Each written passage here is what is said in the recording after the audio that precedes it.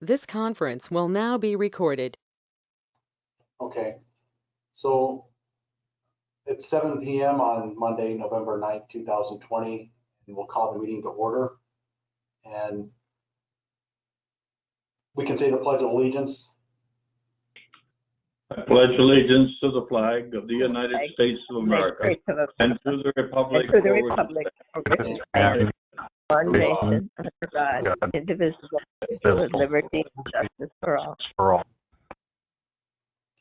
Okay, and just for the record, we are meeting remotely as allowed by legislative action. We're still under an executive order for an emergency declaration by Governor Pritzker, and I am physically present at the village office, which is requirements to have a remote meeting. We did also put this on the agenda for anyone to log in that wants to log into the meeting. And so, Sally, I'm going to have you take roll call, please. Mr. Graham? Yes, here. Mr. Kime? Here. Mr. Malagranda? Here. Mr. McKinnon? Ms. Morgan? Mrs. O'Rourke? Here. Okay, so we do have a quorum tonight, and we can move on to disclosure of conflict of interest. Does anyone have anything to disclose tonight? We do have a new caller. No, it's the same caller. Yeah. Wow, that was really hard to hear. It's echoing crazy. Who is It's that? Nick Half. Sorry, I dropped the call. Okay, Okay. all right, Nick's back on. Thank you. So I didn't hear any conflict of interest. If there is something, then let me know during the meeting. And then we can move on to any changes in the agenda. Please remove from the consent agenda letter E, reconciliation of July. All right. Any other modifications to the agenda? Okay, hearing none, if we could go ahead and have a roll call for approval of the agenda as amended. Don't I need a motion and a second? Sure. why So not? move. I'll Is second. that Don? Yes. In the future, will you please tell me who's making the motion? I will. Thank you. Mr. Graham? Yes. Mr. Kime? Yes. Mr. Malagranda? Yes. Mr. McKinnon? Ms. Morgan? And Mrs. O'Rourke? Yes. All right, so that's approved. We can move on to the consent agenda. And this one, just a roll call, please. We don't need a motion?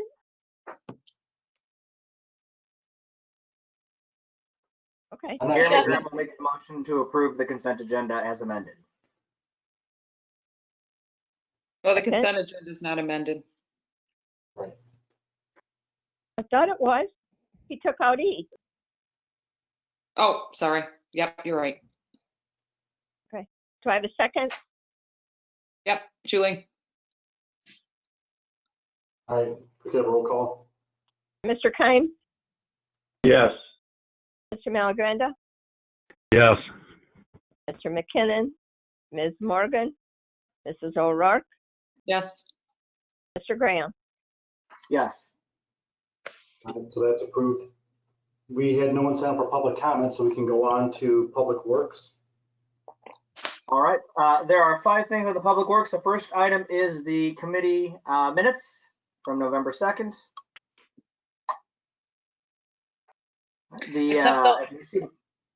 Those are just for informational purposes, correct? So That Trustee is Graham, correct. those will be voted on at the actual committee meeting?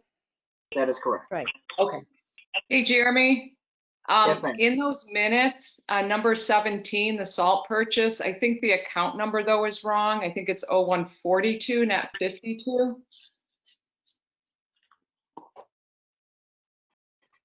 That's under number 17 in the minutes. I see that. Let me pull up unless Someone else has one there ahead of time? I've got the budget. I don't think there is any 52 accounts. It's 42. Okay. So we'll make sure that gets corrected then. Number 17 on minutes. All right, any other issues anyone sees?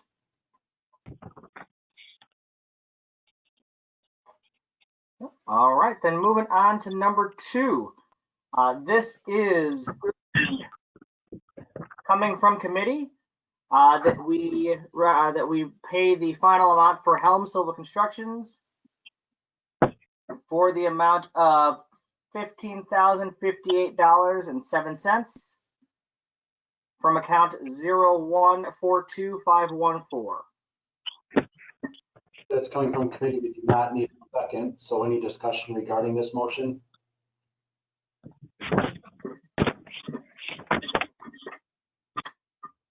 Okay. If there is no discussion, roll call, please. Mr. Malagranda, Yes. Mr. McKinnon, Ms. Morgan, Mrs. O'Rourke. Yep. Mr. Graham, Yes. Mr. Kime. Yes. All right, that's approved. All right, moving on to number 3. Crossroads Church has completed everything that they needed to. If you would like more details specifically, Chad would be able to talk more about that, but this is coming from committee to recommend board approval of the request of the reduction of their bond to the 10% retainage requirement. 10%? Is that what you said? Correct. Any discussion regarding the motion from committee?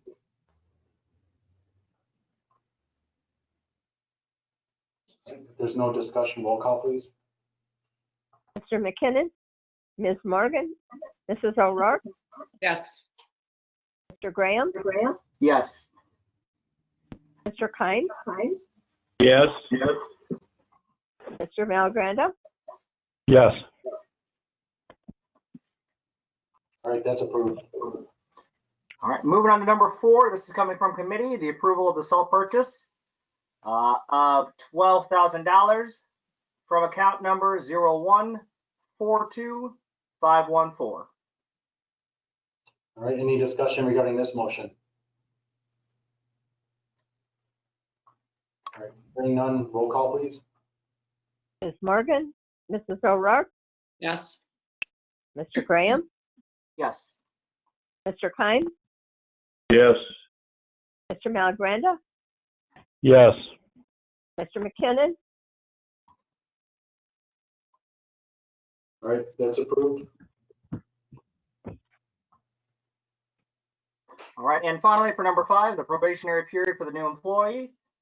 After thorough, as you all know, we did extend the probation period for this employee. And after thorough evaluation and discussion with the employee, it was determined that the job was not a good fit for the employee. And can I say the employee's name? Or is this not going to be an executive session for that? If it came from the committee, then we don't need a second for that if it's a motion from the committee. Correct. Can I say the employee's name? Oh, Guess we want to know, did the employee resign or? He did resign mutually. And I don't see a problem with the name. Okay. It was not a good fit for Mr. Burkhart, and he has resigned from the position. Okay. And are So you that- trying with this motion to get, to advertise for another person? Is that what this is for? I do not believe that, Chad, is that, my understanding is that this is just to inform the board that the probationary period for the new employee, that he decided not to stay with us and resign from his position. But I don't know if we as the board have to approve him if he has terminated his relationship with the village. We would just need to be notified of that to make sure that he has signed all necessary documents and turned over whatever he needs to turn over back to the village. but we don't need to vote on that since we're not approving any type of payment out to him or any severance package or anything like that. So. But are they going to advertise the position? There is an expense. That's what it says in the information I got from Mike. Okay, all I saw was probationary period for new employee, and I don't know if, I'm guessing this is what they're talking about, is the employee is not continuing on with employment. No, actually, I apologize here. It does say in my notes, there is a motion. We would like a motion to advertise the position and seek candidates to fill the position. Okay. So then, That's the motion then. okay. Correct. So then Yes, we need a second on that. If the committee did not already address that, we'll need a second. that is correct. Stan Malagranda seconds. All right, so any discussion regarding advertising this position?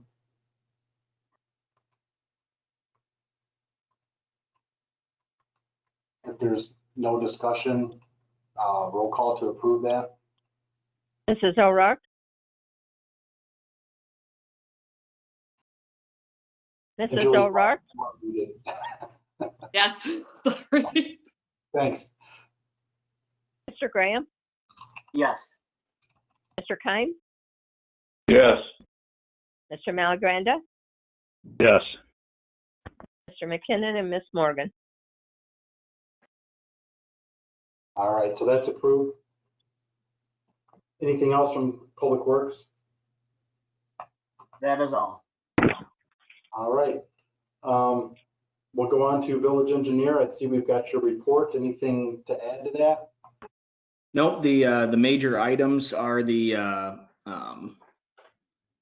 closure of the 2020 street project with Civil, where the final pay application was approved, and then recently had a meeting with Chad and Jimmy to discuss affordability for the future Elida Street improvements project.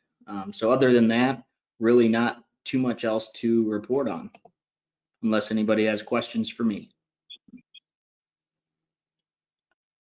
Is anything on the DECO grant timeline set since last time different? Rebuild Illinois? Or yes? No updates. All they're saying is early 2021. That's the most information that they're giving us still at this point. So. How big was that one again? I think we applied for, I think it was 800,000 or 900,000. That's what I thought. Yeah, That was the big with one. engineering. How the heck do we budget for something we won't know till 2021? We plugged it Magician, in. but I don't have that much magic. We plugged it in, but with the side note that it was grant specific. But yeah, that's a Sally question. Typically, we'd have a line item for that. And then if we receive it, we'd then have a place to deposit it, and then we'd have an expenditure that would go out with it, and we may have to do it at separate appropriations. I don't know, Sally, if that's the right way to do it. That sounds right. I think we would just put it in the budget in hopes of getting it, and, you know, I would just make sure that it was a specific line item so that there would be no question whether anything was being spent on that particular thing. Okay. Anything else for the engineer? All right, thanks, Seth. We'll move on to community development. Don? Okay, as you can see, you've got a copy of the Code Enforcement Officer's monthly report. There is something that does refer to the Highland subdivision, but I'm sure Mary is going to cover that in her little talk. Solar electrical code system, ordinance and inspection requirements. We all set on that, Mary? That's how the status of that is. It's out to the board members, it's out to zoning, and any feedback is supposed to come back to me, but I haven't gotten anything from anybody yet. Okay, neither have I, so I just wanted to see where that is. Now, number 3, the totem pole sign for Winnebago businesses at Main and Elida.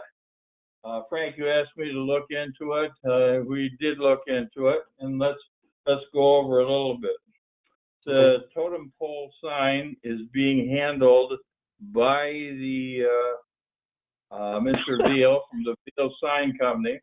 It's $50 per sign or $100 for both signs of it, of the sign. And I guess the businesses can contact Mr. Veal, and they also pay Mr. Veal. One of the things that was brought up was who is going to be maintaining the sign?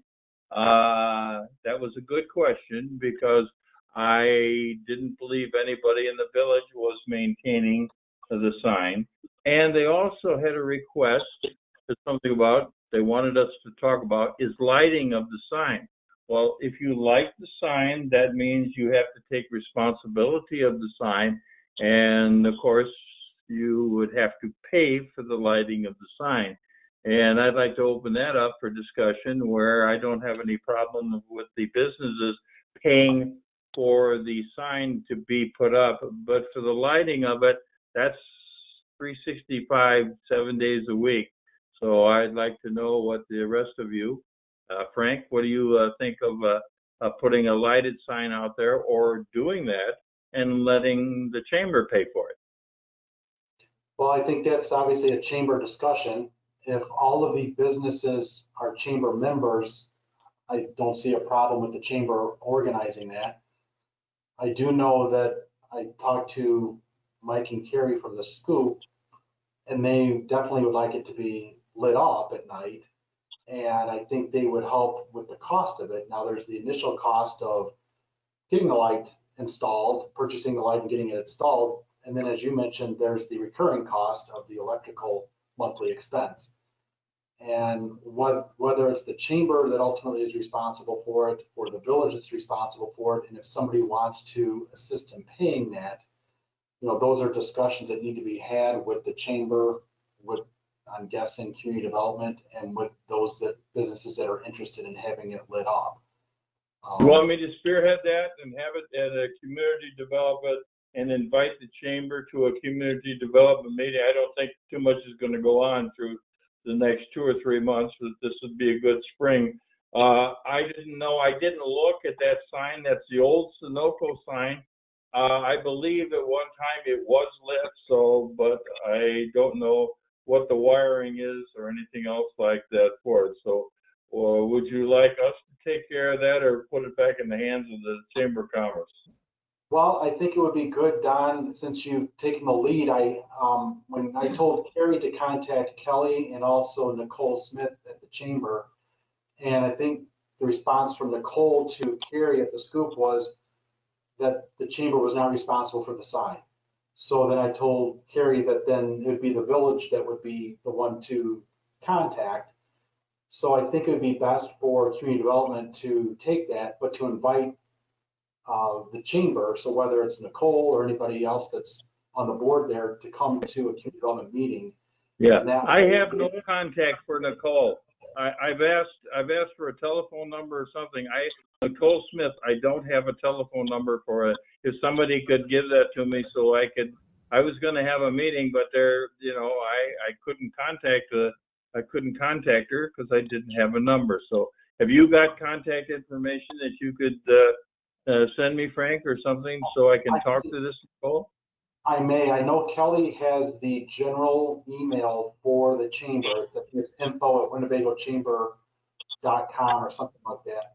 But Kelly can forward on the email address, so whoever monitors that, and I think Nicole does, but whoever monitors it can see that. Plus, if Kelly doesn't have Nicole's number, I may have it. Okay. That to you. I do believe I have her number. I will make sure that you get that done. Oh, thank you so very much. And is it the opinion of the board that we do want to go ahead and go ahead and process it, get it so we can get some quotes or something like that on having that pole wired up. And I would imagine, I have no idea where those wires go, but do we want to go ahead and pay for the power for that, running the light for that for the businesses? I think that would, in my opinion, it'd be a little premature. I think we first need to find out who's interested in having the sign lit up, and then secondly, whether we get the estimate or the chamber gets the estimate, whoever gets it, we find out what we're talking about before we go forward and actually have it done. So, okay, all right, the committee would want to know before we actually give approval for it. good. I'll have within the next couple of weeks or after Thanksgiving, I'll have a community development meeting, and then I will invite Nicole and other chamber members who want to attend. Thank you, Frank. All right, thank you, Don. Okay, is there anything else you need from community development? Not hearing anything, so thanks again for that, and we'll move on then to Finance Committee. Do we want to do finance or the village attorney first? Well, I didn't see anything under village attorney. Mary, did you have anything? No, it's all under other people. Okay. We'll hear from Mary later on. She's going to defer to a later time. All right, so for finance, for the 2020 budget, I'm going to combine items 1 and 3 together. We did submit our first, when I say we, I mean Sally submitted our first round of hopeful reimbursements to Illinois. It was for $5,071 for basically the front office repairs and a few other things as more of a trial. Let's see how it works, and once we get the money, we'll keep going and knocking those out. She did say that it was fairly easy to do and pretty straightforward, so hopefully that is all going to go well on that end. And could I just ask a clarification point? Is my understanding correct that it is called the CURE Singular Act and the other one is the CARES Plural Act? Just because I write it both ways and I just wanted to make sure. I believe it's the CURE Act and the CARES Act. I'm getting lots of nods, yes. I too am writing both the same ways there, so, but yes, that is correct. Okay, thank you. The CARES Act is the federal one. The CURE program is for local government through Illinois. So yes, it's singular for CURE and plural for CARES.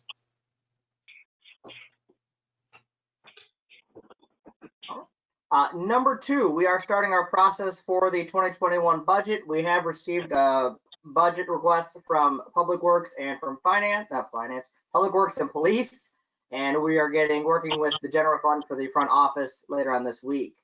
Our first meeting to discuss the budget hot and heavy is going to be November 23rd, coming up in 2 weeks here.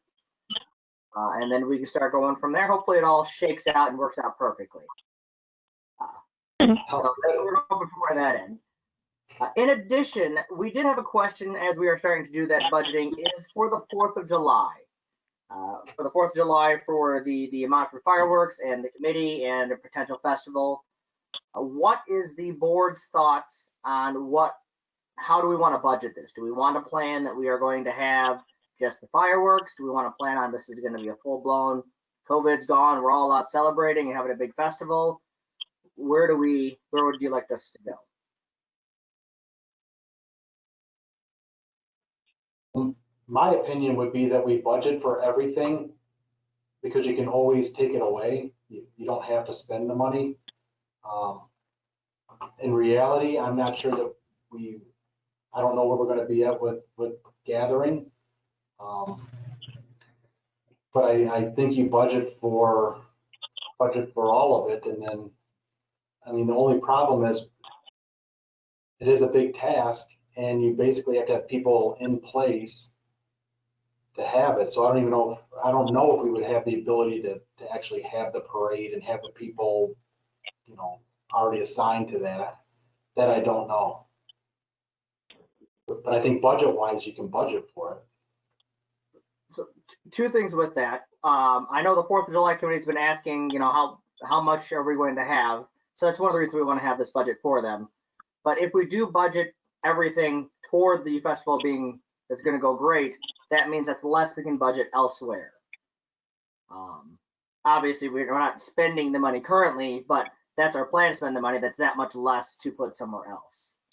Those Yeah, are because it's going to cost between the festival and the parade and so forth, probably about $40,000.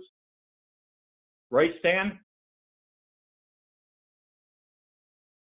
Yeah, that's about right. That's what it came out to a couple years ago.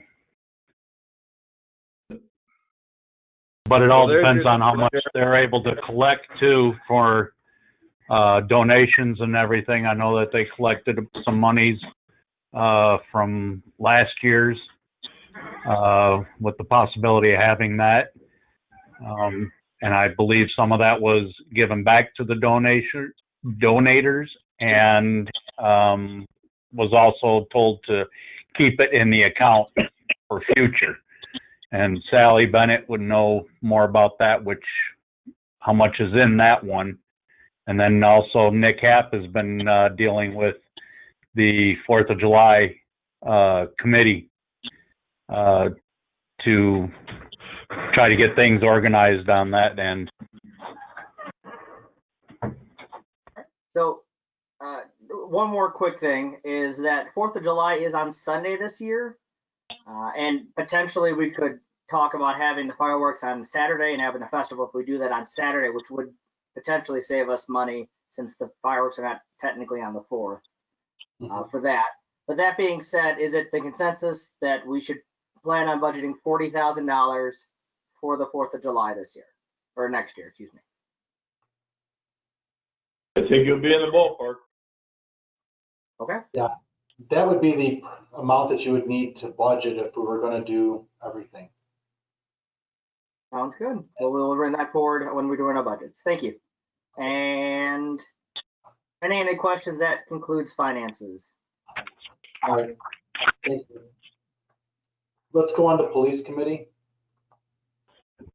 All right, Chief White, you want to take these issues here, 1, 2, and 3? Sure. So a mandate was just passed, executive order by Donald Trump, the president at the time, requiring that all law enforcement agencies fall within a certification for their use of force and their use of force policies. That mandate I have, if anybody wants to see it, I do believe Frank already has it, but if anybody else wants to see it, there are 2 certifying agencies in the state of Illinois, from my understanding. The Illinois Law Enforcement Training and Standards Board was listed as one of the certifying agencies. The other one was the Illinois Association of Chiefs of Police. Now, I know the Illinois Association of Chiefs of Police have already opened up their certifying process, and basically it's going to be all electronic. You're basically going to send your use of force policy to them. They will review it to make sure it falls within the mandates or the executive order by the president, and then they would certify you. There is a one-time cost for 3 years of $150 for that certification. I know currently we have to go through ours and update our policy because there were some Lexipol updates that were done. We spoke about it in police committee. I provided copies to the police committee members. But the drop dead deadline for that to be certified is January 31st, or 31 days in January, only 31 days in January. So you have to be certified by the end of January 2021. They say it's a fairly quick turnaround because they have somebody that's going to review them as they come in, 2 or 3 day turnaround time. So once we get our policy set, I would send that to them. They would review it, and then if there has to be any adjustments or corrections or whatever, that was what would take place. So Mary, I'll probably be sending that to you as well here pretty soon, so you can take a look at it. It's the current policy we had with Lexipol's updates. Okay. That way you can look at it. I can also send you a copy of the executive order, so you can review that as well. If anybody else wants copies of the executive order, I'll gladly send that to you so you can see what it is. Just let me know and I'll provide copies of those. So Jeff, this is Frank. So the plan would be for police committee at the next committee meeting to review the current plan in place, and then whatever the policy is, also see if we need to update it through Lexipol updates, and then approve a modified version or a current version, bring it to the board for final approval of that, and then after the board approves it in December, then just send it off to this place to be certified, right? Sure. The idea is Lexipol has already sent out an update, which I have. Normally what they do is they send out an update on a periodic basis, and I believe they might have seen this coming or had heard about it because there's quite a few things in it that were changed or adjusted or removed. And I have that version of it right now. It's just a matter of making sure, and I've looked through it quite extensively, and I believe it's going to fit within the standard of what the executive order requires once the changes are made. But I just want to make sure we're not doing anything outside the scope of what our policy should be. And like I said, police committee members have it. I will send it to Mary. She can look over it along with the executive order from the president. And then once we get those approvals and the changes are actually updated and made, then we can send that, or through the board, we can have it approved, then send it to the Illinois Chiefs of Police to have that reviewed for certification. Okay. I think if we do it by a resolution to make that policy change at the appropriate time, then we'll have a record. Sounds good. Frank, do you want me to send you a copy of the updates that they're looking at for this particular policy? Sure, yeah, whatever you're sending to Mary and the committee, go ahead and forward to me too, please. Okay, sounds good. I can do that. All right, thanks. I guess we'll move on to number 2. I recently spoke to Officer Smith. He has a release date to return to work as of December 7th. So he can return to work on December 7th. The original letter we got for his release back to work was fairly vague. So in speaking to Attorney Gaziano, we need something that was more specific because there was no verbiage in there about restrictions or back to full-time or full duty or anything like that. So I had requested a more specific return to work letter stating that he has no restrictions as of the 7th and he can return to full duty. I don't know if they were aware he's a police officer, but that was one of the questions that they asked me during the telephone call. So, but I know he's chomping at the bit to get back to work. Yeah, no, that's good news that he's able to come back on December 7th. Yep. As long as we get that letter, we should be good. All right. Hey, Jeff, this is Dan. Is there any uniforms or anything like that vest or anything that he might be requiring, seeing that I've understood that he's lost a little bit of weight?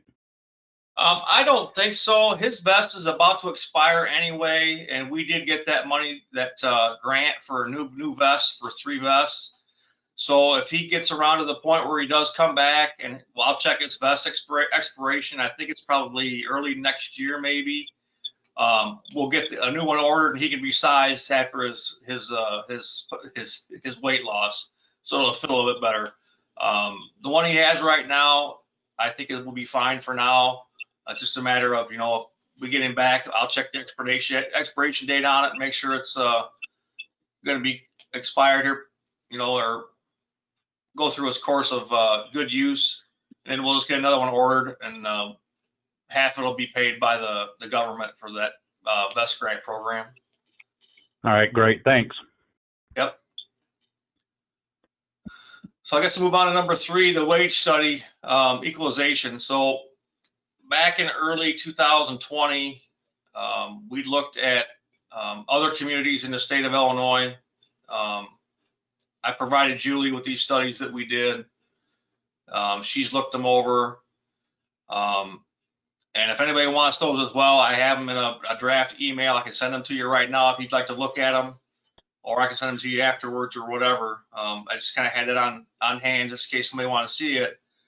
I do want to make a note though, in a couple of those budget items that are on that wage study, those were wages back in early 2020, and a lot of those municipalities were getting ready to negotiate their contracts for their police. The numbers that are in those documents for Winnebago are the actual 2020 numbers.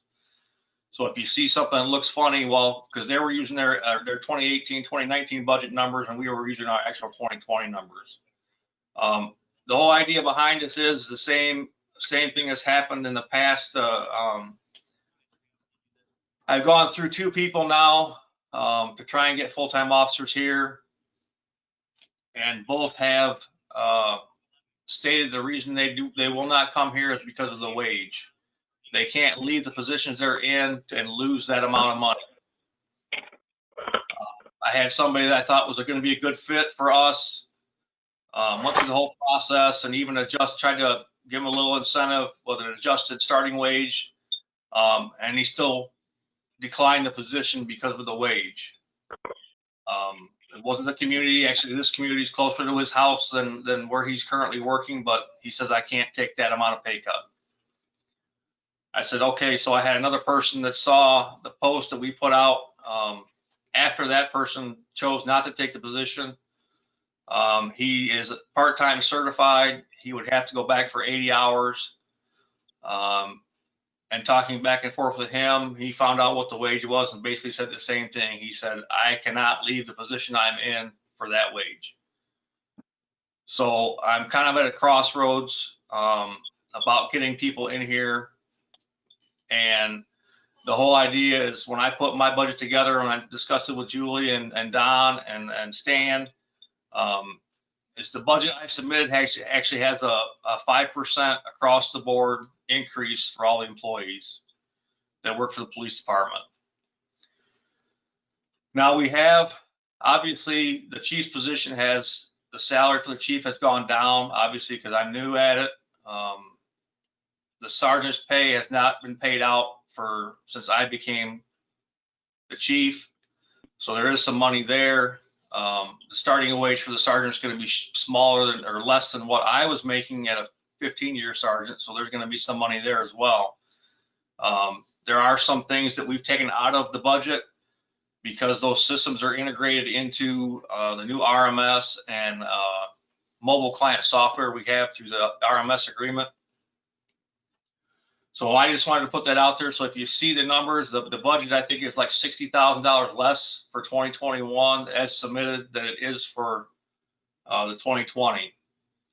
I know that number that you see on that budget number is probably still a little high, but I have to do something to get people here. I mean, I'm always in the frame of mind, you got to pay people for what they're worth. Number one, and number two, you have to start out somewhere where somebody can actually make a living at it. So I just wanted to put that out there to everyone, and anybody has any questions, I'll gladly share those wage studies with you. We can do a revised one, do another one now. And all we have to do is, I don't know if those communities would be in their 2020 budget by now. I mean, I don't think they use the same fiscal year that we use from January 1 to December 31. But I'm glad to go back and look at the numbers again, research those numbers. And I didn't look at communities that were larger than us. They were all based on the same population. Some of them are higher, some of them are lower. I was just trying to get a good feel for what was out there and what the pay is. And because I know we can't compete with some of the communities around here because of their size, number one, or their businesses they have in their jurisdictions. So that's not a good comparison. The crime index is not the same, obviously, with the larger communities. You can't compare there, but there are comparisons throughout the state. You have to understand too that some of those budgets may be structured differently. I don't know how they do their vehicles. I mean, because some of those have more employees than what we have for the same size community. Their budget was quite a bit smaller, so I don't know if they budget their vehicles a different way to where they're in a general fund or what. I mean, I would assume they would be similar to ours, but I don't have those in front of me to look at. I guess I can't see the numbers being what they are through those communities and the pay they're paying and come out with that type of budget number, you know, unless there is some other, they've structured their police budgets or general budgets in a different way. Yeah, and I'll just add, I mean, I looked at those budget studies. There were several of them that Nick had sent to me, and I was looking at comparables, and obviously we can't look at all the details because we don't have all the information, but at the end of the day, when you can't hire somebody for over a year and you keep putting wages out there that nobody will take, you know, you're kind of out of market at that point. That to me is the real telltale. So I know it's not our normal practice to budget in a salary increase, but I had suggested we start that way here, and I don't know if that probably, I don't know, does that require board approval, Frank? Or I thought we were going to talk about some of this in executive session, but since it's already been discussed, I don't know. Yeah, this I think we can talk about in open session. We're not talking about specific employees, so it's okay to talk about it in open session. And kind of talking about what you're talking about, Julie, we need to look at, and this is really for you, Jeff, you know, with the 5% increase, get us to a point where these officers or these people you're interviewing, would they have stayed for if we increased it 5%? And if not, did we ask them what they needed? Because part of talking to them about a job is we may have a set amount that we're able to offer. But if that person says, you know, it's too low, then the next question is, okay, what would it take for you to come here? Because we still want that person. Right. So if that person says, you know what, instead of $24 an hour, I'd come here for $27.50 an hour. Then I would say, okay, hold on. Let's go to committee. Let's see what we got in the budget. Is that going to work? And then bring it back up through the committee to the board to see if $27.50 would work, rather than just letting the guy go because $24 isn't enough. Well, so the thing that I ran into is and I offered the position at a higher starting wage, a number that I thought was reasonable to start at, and then you know, incentive of 50 cents in 6 months and another 50 cents in a year to bring that number even up a little bit higher. But then what happens is I get so close to the officers that have been here for many years that I can't justify, or I don't want to have my head chopped off by somebody that works here, been here many years, because I'm starting somebody out so close to them and they already know what happens here and how things work. Right. But I guess what I'm looking at is if you have a person that's qualified in another department, you know, been there for a amount of time, I would just want to know, what is that person seeking? And if that person is seeking 28 or $30 an hour, and that's more than we're paying all of our officers, you know, yeah, that's more than that, but at least we've got an area to know, is this where we need to be? And then the second thing is, okay, if we look at that number, then yeah, what do we have to do to increase our other officers? So before we just increase it 5%, I would want to know, where are we at with trying to attract people? Because maybe 5% is not going to be enough, so why even do 5%? That may not even make any difference. Maybe we need to look at 10%. I don't know. Right. But it'd be nice to know where we'd be at with the market in terms of what this person, or what both of them who turned it down, what they would accept. I have good rapport with both of them, so I could call them both back and say, hey, you know, what would it take you to come here? You know, what's the wage you would accept? And I'm sure they would give me a number, no problem. But Jeff, they're both from bigger markets though too, right? Or bigger municipalities? No, one of them is not. The other one works for a larger agency, but Different type of work. yeah, it's a different type of work. He does different work, but he's certified as a part-time police officer. He would be the one that we would have to send downstate for 2 weeks to get his full-time certification. But if you're talking, I mean, if you wanted to go that route, we could go with somebody that has no experience, send them to PTI, which is about $6,000 for the classes themselves, and then pay their wages for the 14 weeks that they're gone as well, and then bring them back, and start them from scratch. We were just trying to save, and we've done this quite a few years in the past, just try and save and get people that are already certified and qualified, to save that money. Where this way we get them right here, get them out on the street. They learn our policies, they learn our procedures. And within a couple of months, we can get them on the road and they're working. Whereas you're talking 14 weeks of PTI, then you're talking 14 weeks of field training. So you'd have some of you be paying all that time where they can't work by themselves until they understand what's going on. So you're looking at 28 weeks of paying somebody that we're really not getting the benefit of, right? Versus paying more to somebody that has the experience, doesn't need the training, and they're only going to be looking at 6 weeks to kind of get up to speed. So there's a difference of 22 weeks that we could factor into somebody's pay. So I think that's something we really need to look at factoring in. What is that cost that we're saving by getting someone that's already certified? Sure. No, I don't disagree with that at all. The 5% was just something to throw out there and just basically see how it floated. I don't, as you all know, this is my first budget year, and I don't like to rock the boat any more than I have to, but I'm working 110 hours every 2 weeks. So as you can probably guess, I'm getting burned out. I mean, I still love the work, but I have my days where I could just stay in bed for the day, but I don't. I come in, and if I know there's stuff that has to be done. So I just wanted to basically kind of put it out there, everybody, let them know that, something has to change somewhere along the line. And I agree with Frank that I probably should have asked that question, what would it take you to get you here? I looked at it as, I put it as high as I thought I could reach with it to see what kind of reaction I got. And obviously it wasn't enough. So I will definitely contact both of those guys and say, what would it take you to come here, and see what they say. And then at least we'll have a number, and I'll bring it to the police committee, and then we'll look at it from there. Good. I just have this is Attorney Gaziano, I just have one comment or suggestion, and I'm stating this from personal experience in dealing with employees, that you might want to consider, and I know this is hard, it was very hard for me, but bringing somebody in who is at a higher number.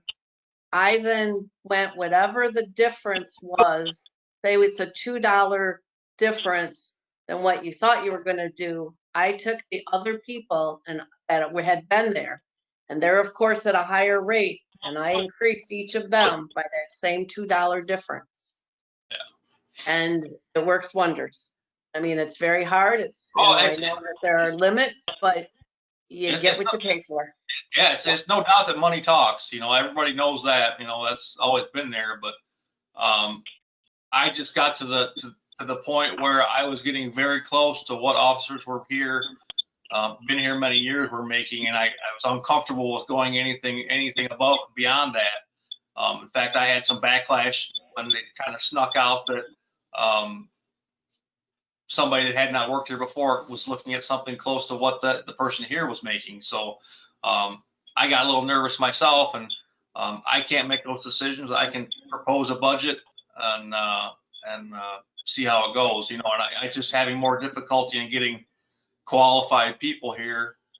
Sure, we've had inquiries about people that don't have any experience, and I just, sometimes the personalities don't mix, and I know agencies that have sent people to PTI, and 6 weeks into PTI, they get thrown out for doing something stupid. You don't get your money back on that. You don't. I mean, you paid their salary, you paid tuition for PTI. They make a mistake and you get rid of them. Well, now you've wasted all that time and all that money for nothing. Yeah, Jeff, I like Frank's idea of just going back to those candidates and just asking them. I mean, we need to find out where the market is, right? And figure out how we get there. I mean, I can tell you, I can get you fairly close to what they're making now, but I'm not gonna put that out. I'll just wait and talk to them and say, okay, what would it take for you to come work here? What's your hourly wage or what's your yearly wage, and what would you accept? And then we just work it from there. Well, but can you tell us what about where are they? What are they making now? Well, one was around 27 an hour, maybe a little more than that, and the other one was around, I think it was 60,000 for the year. So a little less than $30 an hour, Yeah. depending if there's overtime. So, you know, to me, yeah, that I don't know how it is with the budget. You know, I'm not concerned about the budget. That's finance and that's police to look at the budget. But if we're looking at trying to get people, you know, if somebody would work here at $27 an hour instead of 24, you know, don't let it bother you that the other officers might say, well, that's not fair, because as Mary said, then you look at increasing their wages and then they're like, oh, great, I'm glad we got somebody that's higher priced, because now my bottom line just went up. And Well, yeah, and the thing with me is you know, obviously Mary brought up an excellent point. You know, if you bring somebody in at a higher wage, you increase the other ones. But I was just trying to get that person on board, and I was going to worry about the other one, you know, because my idea was the 5% were for all the people that were here, and the new person wouldn't get that 5%. But I understand the theory. You guys are working it from the other side, seeing where it needs to start, and then we can adjust everybody else if the budget allows. Right, so then we wouldn't need the 5%, we would just adjust it for whatever that amount is, which could be a 5% or less or more than that, but we could look and see how that works. And just so we know, I mean, this is gonna be something across the board. We gotta look at public works the same way. I mean, each committee needs to make sure they're looking at the employees. You know, we're looking to hire a new public works employee. We gotta make sure that we're competitive there as well. So just, you know, for all the trustees to keep in the back of their minds, you know, this is something we got to look at across the board. And Julie, I know you've been, you know, always asking me, you know, are we doing the studies not only for the employees in the departments, but for the department heads? And, you know, where are we at with those? Are we competitive? And it all interrelates. But if we can't find an employee, we got to start there. What is the baseline for that employee? And then we can go up from there to those that have been here longer and figure out, okay, now we got to adjust everything. And then do we have the money for 4th of July? Do we have the money for other things? Because our core is giving service to the community. Our core is our police department, our public works, and getting water to everybody. Other than that, it's all frills. So we need to make sure that we're doing those 3 things. And then beyond that, what else can we do for the community? And Sally and Kelly, you're critical to that too. Right, well, absolutely, absolutely. And just so it's clear, you cannot ask somebody how much they're currently making. Right. If they volunteer that information, that's fine, but you cannot ask them what they're making at their current job. And I'll tell you the other thing that made me a little nervous is when it was said, you know, that we would look at everyone else as the budget allows. You don't want to wait too long, because you don't want to lose your long-term people with the promise of tomorrow when you've brought in a newbie, even though they're not new, but they're a newbie to them. And if you want the people, my experience has been, if you want the people to work well together, help train, it's worth it. Yeah. Yep. And so, yeah, I mean, the phrase is, you know, what would it take you to come here? You just ask what they would want to come here, and then you know what they need. So. Oh, that conversation I had, they had told me what they were currently making. I never asked, you know, I said, you know, where are you trying to add? Give me a ballpark figure or something like that. They volunteered that I didn't ask for it. And this way I can just ask them, you know, what would it take you to come out here and work for Winnebago?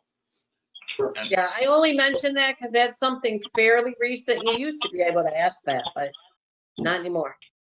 Well, Jeff, I have to thank you for, you know, doing your best to try and get somebody in here, you know, and looking through and trying to make sure we have a qualified person. So I really appreciate that. And, you know, hopefully we can still see if the person's interested, you know, maybe see if we can still negotiate with that person, but if not, at least know where we need to be for starting salary for someone with that experience. Sure. So. I appreciate that. Thank you very much. Sure. Anything else for police committee? Any other discussion on this topic or any other topic? I don't have anything else. Okay. Thanks, Jeff. Thank you, Stan. Thank you. Okay, let's move on to admin team and clerk. We have the 2021 Board of Trustees meeting dates. Sally? Yes, and I'm afraid they didn't get in the packet. I thought they were, but they're not. Do you want to wait till December? Is that okay, or do we need to approve them tonight? They're supposed to be at the November meeting, but I screwed up. I didn't get it in there, so It's we'll get okay. it next We have time. it on here to vote on. We can approve it. If you know what the dates are, you can just read them to us, and it's going to be the second Monday of each month, correct? Yes, it is, and I And don't it'll- have it in front of me. It'll be at 7 I'm sorry. p.m. Yes, So, Mary, do we actually need to read off the dates, or can we just approve it? No, I was just gonna say, we could just say that it's the second Monday of each month at 7:00 PM with a list to follow. Yep. Specifying the specific dates. and it'll be attached to your minutes from this meeting. So we would want a motion, I guess, to approve This those dates. this is Don, also move. All right, do we have a second? Jeremy Gramble, second. Thank you. Any discussion on the dates for 2021? All right, hearing no discussion, roll call, please. Mr. Graham, Yes. Mr. Kine, Yes. Mr. Malagranda, Yes. Mr. McKinnon, Ms. Morgan, Mrs. O'Rourke. Yep. All right, that's approved. And then the next item, the deputy clerk's position. She has successfully completed the probationary period when she was hired last year. A part of the letter that she signed, and you signed, Frank, if she completed the first phase of the certification, she would get a $500 raise. As you and I talked, she could not go to class because they didn't offer it. But she has taken online classes and taken the test that should justify the raise that was promised to her a year ago. And the reason why they didn't have the classes, as we all can surmise, is because of COVID. They did not have in-person meetings, and they did not offer it online. So Right. she was unable due to circumstances to attend that. So yeah, Sally, Joe, and I had talked about. I think it was a 4-week online course that Kelly was attending. Right. I know I was here one of those days when she had to attend online, and then. And she took the test for each of them. Right. So what we're proposing is that she would still receive that as though she completed her first phase. Right. For the clerk's term. But I'm assuming too that if next year is offered, that she would start in at the first level and then complete each year thereafter still. She'd still be on that track. Yeah. We hope they offer it next year. Right, right. So what we're asking is that she be provided that $500 raise as though she completed the first phase, because she's done other things to kind of equalize that. So if we could have, so the recommendation is that she successfully completed the probationary period, so she's off of probation, and that she received the $500 raise as stated in the agreement, the written letter agreement for employment. I'll make the motion that Kelly gets the $500 raise for completing the first level. All right, thank you, Julie. Do you have a second? Jeremy Gramble, second. Jeremy, I think started, so we'll have Jeremy as the second. Okay. All right, any discussion regarding this? All right, hearing no discussion, roll call, please. Mr. Kine, Yes. Mr. Malagranda, Yes. Mr. McKinnon, Ms. Morgan, Mrs. O'Rourke, Yes. Mr. Graham. Yeah. All right, that's approved. And then the third item is the sexual harassment prevention policy. This one was brought forward by, I believe, Chief White, and found out that every employee and I believe every trustee, inspector, anyone that's part of the village government needs to complete the sexual harassment prevention policy before the end of this calendar year.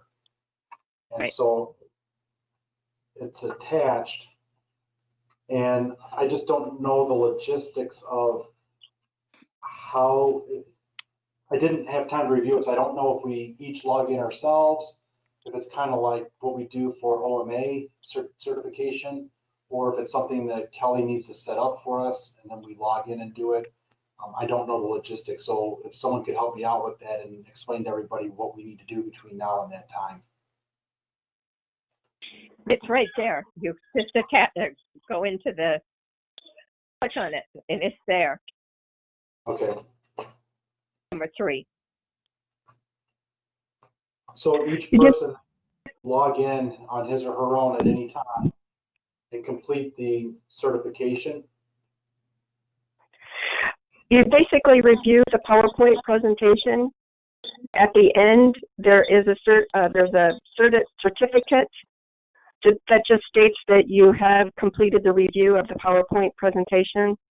Okay. And then once you've done that, we do have certificates that we will have you print out and sign.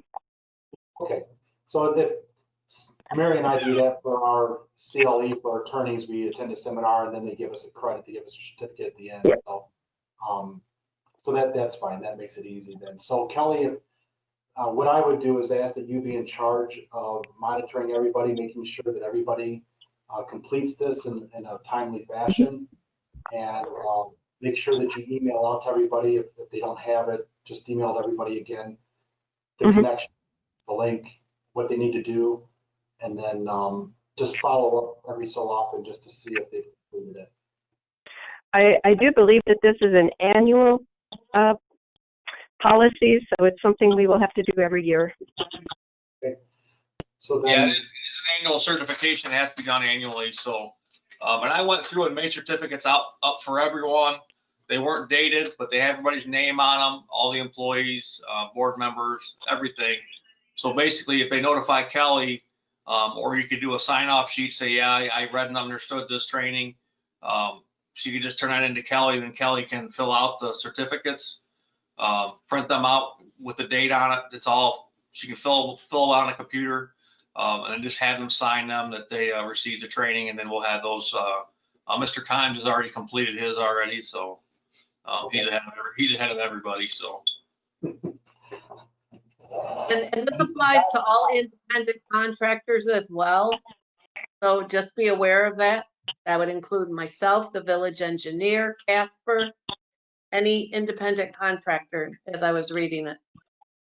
okay. And I also found it interesting that it says that the employer has strict liability if there is harassment by a manager, department head to other employees.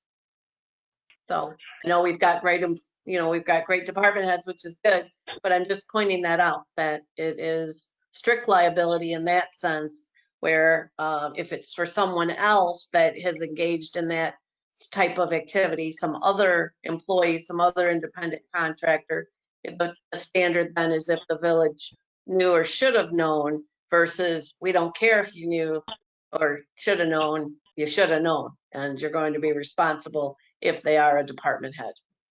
Okay. That's good to know. Thank you. All right, so I think that's everything from admin team and clerk.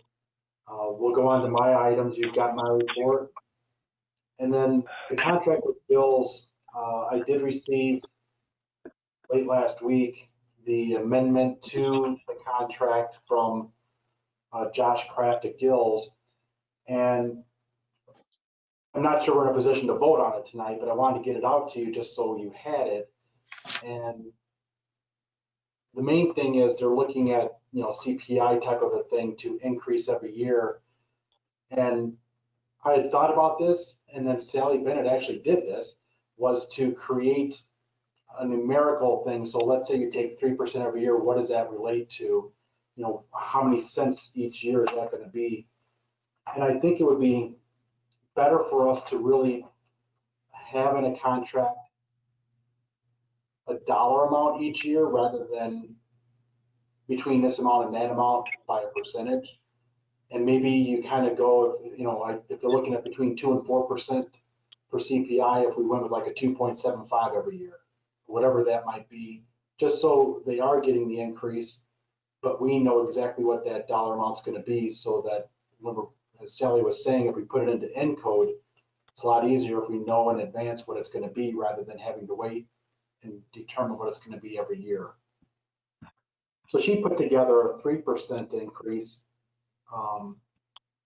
In 2021, they're going to keep the 25-cent amount, so it'll be 25 cents more than what we currently are paying. But then each year thereafter, then we would increase it that same 3%. And she's showing that starting in 2021, it'd be $15.50 for a regular person, $14.75 for a senior. And through 2027, it would go from $15.50 up to $19.13. So we're looking at just over, you know, $3.50 over a 7-year, well, 6-year period, I guess.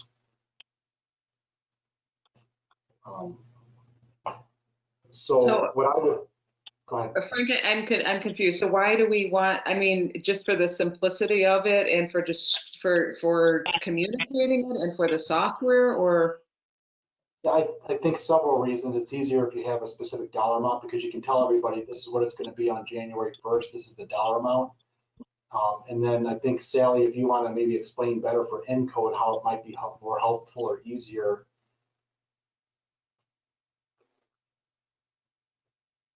Well, I just know when I was helping Joy put in the water rate increase and the garbage increase, it's not simple, it's complicated. There are multiple tables within the software that you have to go to each thing and update, and then to have it be an unknown amount until the last minute, I guess, would just add stress to the situation.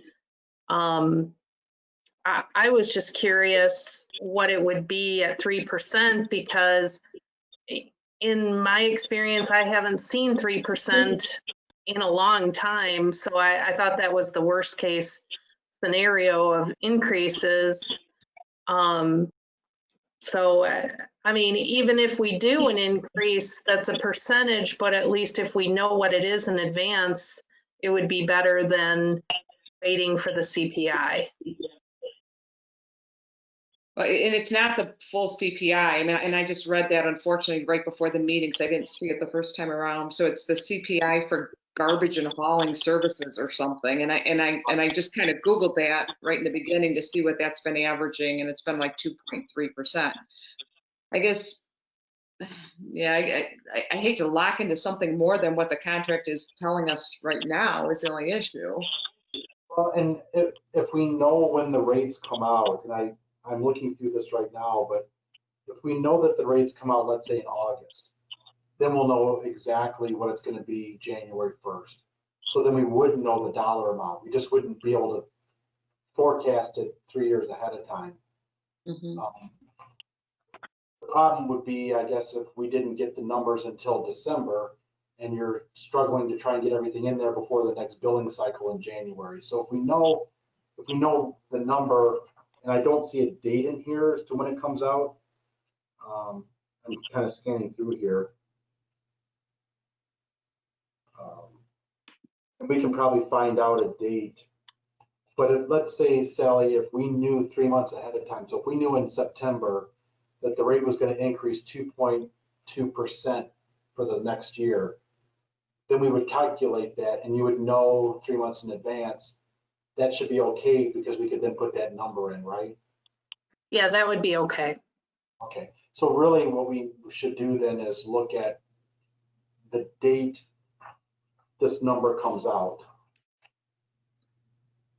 And then I agree with you, Julie, why pay more than what the current rate is? We know we're gonna pay at least 2%. So if the CPI for garbage is 1%, well, we gotta pay 2%. But if it's 5%, we only have to pay 4%. Yeah, and I'm just looking at the numbers. So we were paying $15.50 and we got a 25% increase every year. Is that right? That's what we were doing? We're doing 25 cents every year, correct? So that's only 1.6% increase. So this increase is going to be quite a bit higher, I would think, because I think I saw the 7-year average on this CPI thing was 2.3. I mean, I don't know where it's going, obviously, we don't know, but Right. they're definitely going to have a more significant increase than 3.6%, I would think, year over year. Right. And so that's something that, we can negotiate. We can negotiate anything. We can use the base of 2% to 4% based upon the CPI for garbage, or we can just say, no, we want to do a certain cent amount. We want to do 30 cents every year. It's just whatever your comfort level is and whatever our reasoning is. If we wanted to, we could go into closed sessions to talking about this. But I don't know if we need to, but if anyone feels we need to go into closed session so they can't hear what we're talking about, anyone can make that motion. But, I think, we're not giving away any secrets here. I think we're okay. But, what do you guys feel? Do you feel that we should stay between the 2 and 4% like they're suggesting? Do you think we should, do 1 to 3%, not based on any, or, do a 1.5% increase the first year, a 1.75% the next year, a 2% the next year, a 2.25% the next year, keep going up the ladder a little bit, or just averaging a 2.2% per year and just doing a dollar amount each year that works out to 2.2%. I guess I didn't see that cap and floor. So basically they're saying a 2%, that you have a band, you can't go beyond. So if CPI for trash hauling or whatever the hell the unit is, if it's 1.5, we're going to get a 2% increase.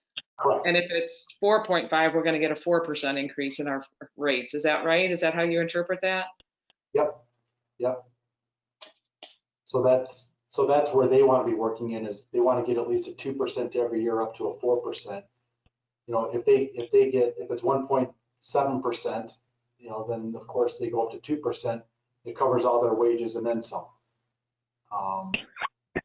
I don't know what they negotiate with their employees. I do not know if their employees get that automatic increase or if they pay their employees a different amount.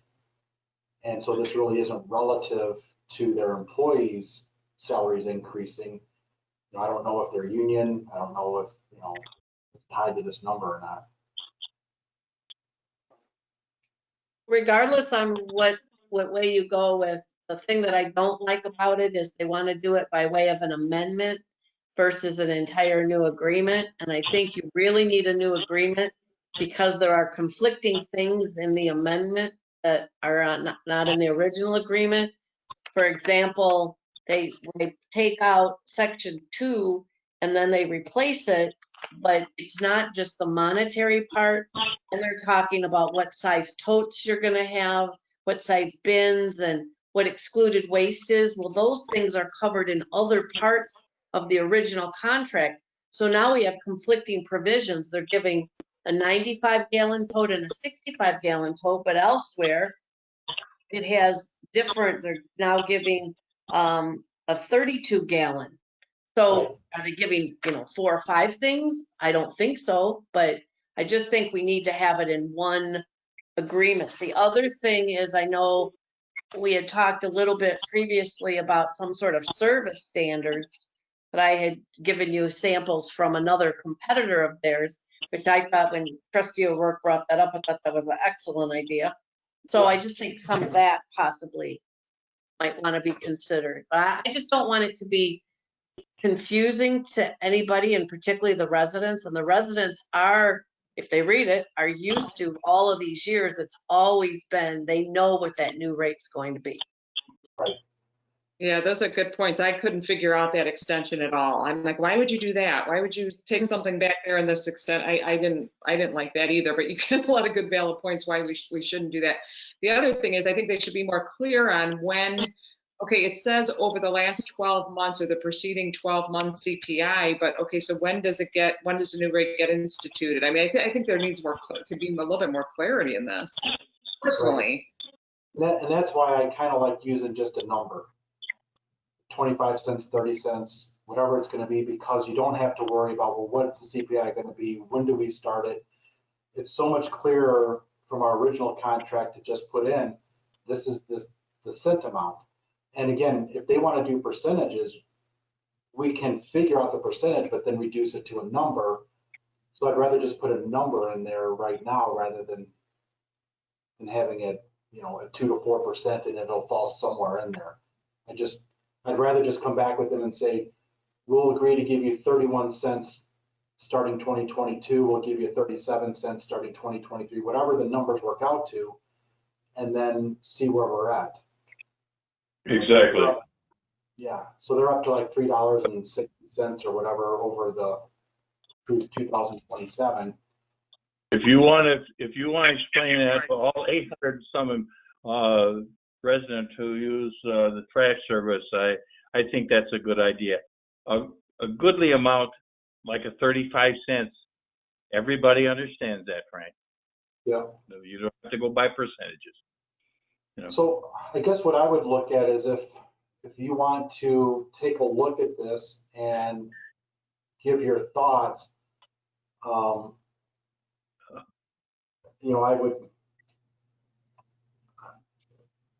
would want to get back to Josh within a couple of weeks just to say this is where the trustees are. This is what they would like to settle on as an amount. Do you want to settle on a 2% or 2.1% or below a 2% the first year, but then graduate above a 2% and head towards a 3% ultimately the last year? What is your feeling? Where would you guys like to go with this? So then I can run the calculation and see, or you guys can run the calculation, see where it's at, and then I can go to Josh and say, okay, Josh, this is what we want to have, and I think it's kind of in line with what you want. We just don't want to have all this language in there about a percentage. So here's the actual number. Is that going to work for you? And if they say no, then we can say, okay, well, let's do a 1-year deal. Let's do the 25 cent. We'll do a 1-year deal. We'll put it up for bid, or whatever. I mean, that's right.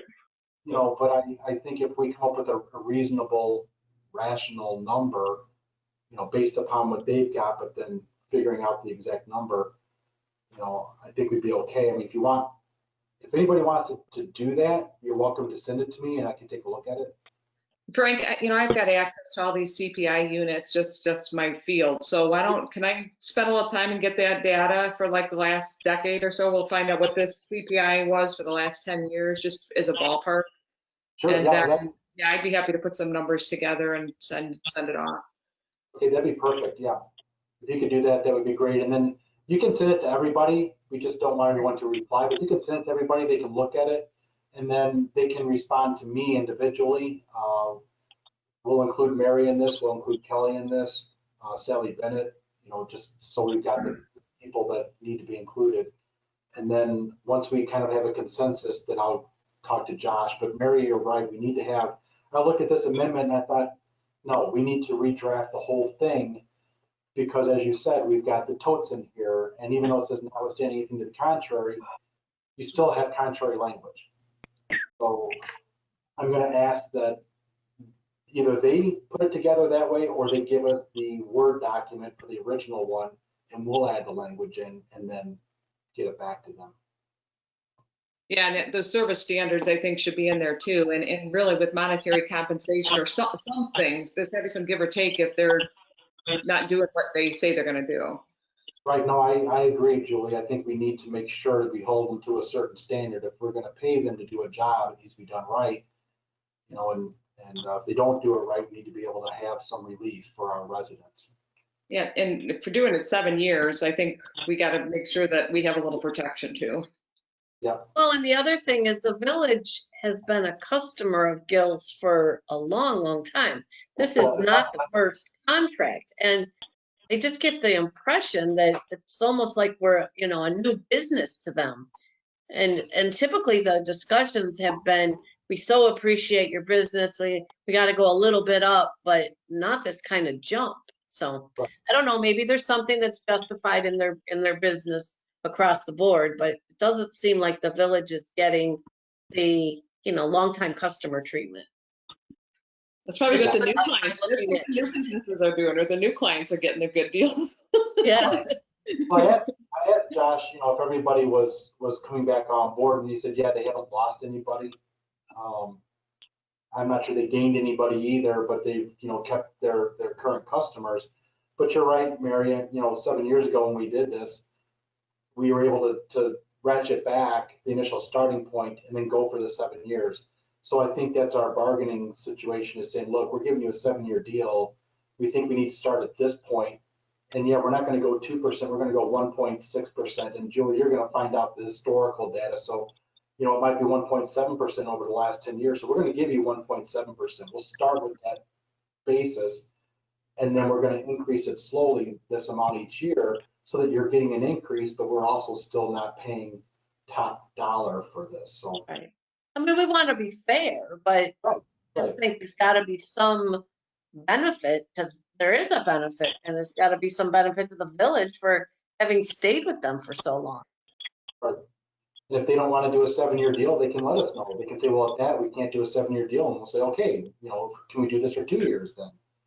And then we just find out what the market is. So, so yeah, I think we have that option. So Julie, if you could do that for us, that'd be great.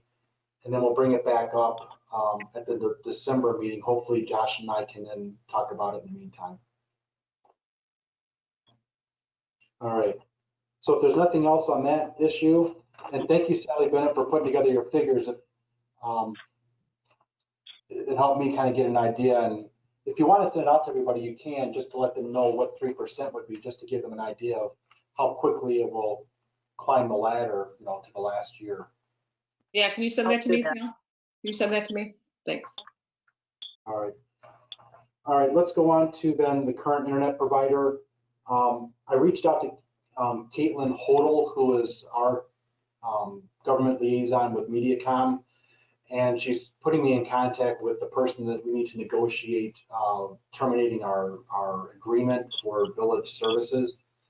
And so as soon as if that person calls me or responds to me, then I'll be able to talk to that person about what our fee might be for terminating our contract early. And then that'll let us know what that cost will be, so that we can determine the Comcast cost and see if it makes sense to eliminate MediaCom and our other providers and go with Comcast. So I'm happy to have that information for the December meeting. The next item I have is the resolution to adopt diversity, equity, and inclusion policy. This is something that IML sent out, I believe, in the last month, and thought it was something that we definitely needed to have if we didn't have one already. And It's listed as an ordinance, Frank, instead of a resolution like it is on the agenda. perfect, okay. So we have an ordinance to adopt it. Thank you, Sally. And so if there's anyone that wants to adopt this ordinance, we'll need a motion and a second for it. I'll make the motion, Julie. Jeremy Graham will second. All right. And as you see, it's not a very lengthy ordinance, but it just says that we will have diversity, equity, and inclusion policies included as today. The ordinance is hereby adopted. And I do notice though, and I don't know if maybe when my staff printed it, they missed something, but it indicates that in section 1 on the now therefore part, that the diversity, equity, and inclusion policy is included as Exhibit A. right. But Yeah, I didn't have an A. Yeah, and I don't know if there was an A, Kelly, that came as part of that. 'Cause I don't see it either. I didn't see an Exhibit A either. Okay, So I think we'd be hard pressed to Yeah. adopt it at this point, because I think that there's something more. The other thing is that Sally is correct, Sally Huggins, that it says their ordinance number, but it's also inconsistent within it, because in the third whereas, it says about any provision of this resolution, and then Right. later in section 1, it calls it an ordinance. Yeah. So what we'll do is we'll take it off for tonight, and then Kelly, if you could follow up with IML just to see if they have the draft Exhibit A for a We need policy. we need them to withdraw their motion. Right, so what we need to do is to lay it over. So we need a motion to lay it over. Dan McGraw will make the motion. I'll second, Julie.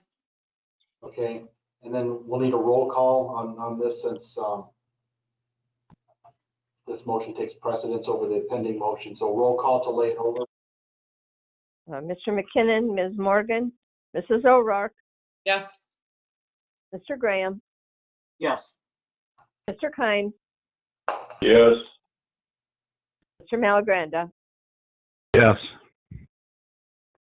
Okay, so in the meantime, then Kelly, if you could follow up with that. If you have any issues, contact Mary or me, and we can follow up and see what we need to do with that. Okay, All right. I will. Thank you. Next item is we have we're members of the IMRF, and we have some people that we could choose from. We are able to select somebody. If you want to go through and have a motion and have the village actually fill this out, we can do that. If you don't care to do this, we don't have to do it. It's not a requirement, but it's an option that we have. So. And we haven't done it the last couple of years. Right, we have not done, we used to do it every year, and then we're like, we don't know these people, so what does it really matter? So I don't know if you as trustees feel obligated and want to do this, if you have an opinion, or if you just want to not address it tonight. Not address it. Don. Okay. I have no opinion. Okay, so if nobody's gonna make a motion to do this, which I'm probably not hearing anyone making a motion to do this, then we're just gonna pass it. We won't address it. And then we'll move on to discussion and possible action to temporarily reduce, refund, suspend liquor license fee due to COVID-19. I put this on the agenda because it had been mentioned that the city of Rockford was going through this. I thought it would be something that I would bring up to see if there's any interest. Obviously, we have liquor license holders. Some of them, like the grocery stores and the gas stations, are able to sell pretty much unimpeded. But we also have restaurants and bars that may have reduced customers, and so they're not able to sell as much as they normally are. And wanted to get your thoughts if, number one, you wanted to address this now, number two, if you want Liquor Commission to discuss it and come up with a recommendation, or number three, you don't want to do anything because you feel that, you know, the amount that they paid is a fair amount for the year, even though they weren't able to maybe be open the whole year. So I just kind of want to get your thoughts if this is something that you wanted to run through Liquor Commission, or if you wanted to address it at the board level without the commission's input. And you know, Stan obviously is the chair of that. You know, I don't mind having go to Liquor Commission. I don't think it's something we have to address right away. Again, I just wanted to put it on there so that it'd be something we can consider. Would it be your preference to have Liquor discuss it? You know, our fees aren't very high, are they? It's No, 15. not comparatively. Well, they're similar to the counties, is what I would say. I don't know about the city of Rockford, but I think looking at the counties, they're similar. So, and I have not had a business come to us and ask. I've not had any businesses ask us to reduce it. I just thought I would put it on there just to see. And maybe we don't take any action. But it's I 15 recommend, Go ahead, Jeremy. I recommend that we don't take any action at this time. And as we continue to go, I mean, depending how long COVID lasts, we can readdress the situation as we get further down the road. Okay, that's fine. If we do have any liquor license holders that address this, I'll let Liquor Commission know, and then I'll let you guys know too.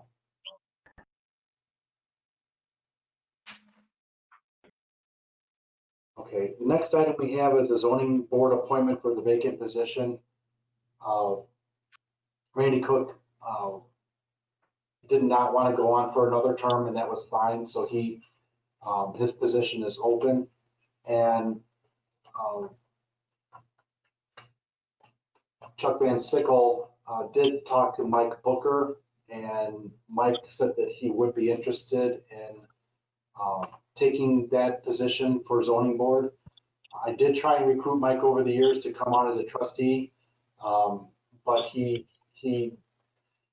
didn't do that. He considered it over time, but didn't do that. But he definitely would like to be on the zoning board. So I'd like to present Mike Booker and would like your approval and your consent to that appointment so we can have him on. Now, I just need to let you know that he is serving on a church board. It's not a conflict, but he's very busy on that church board.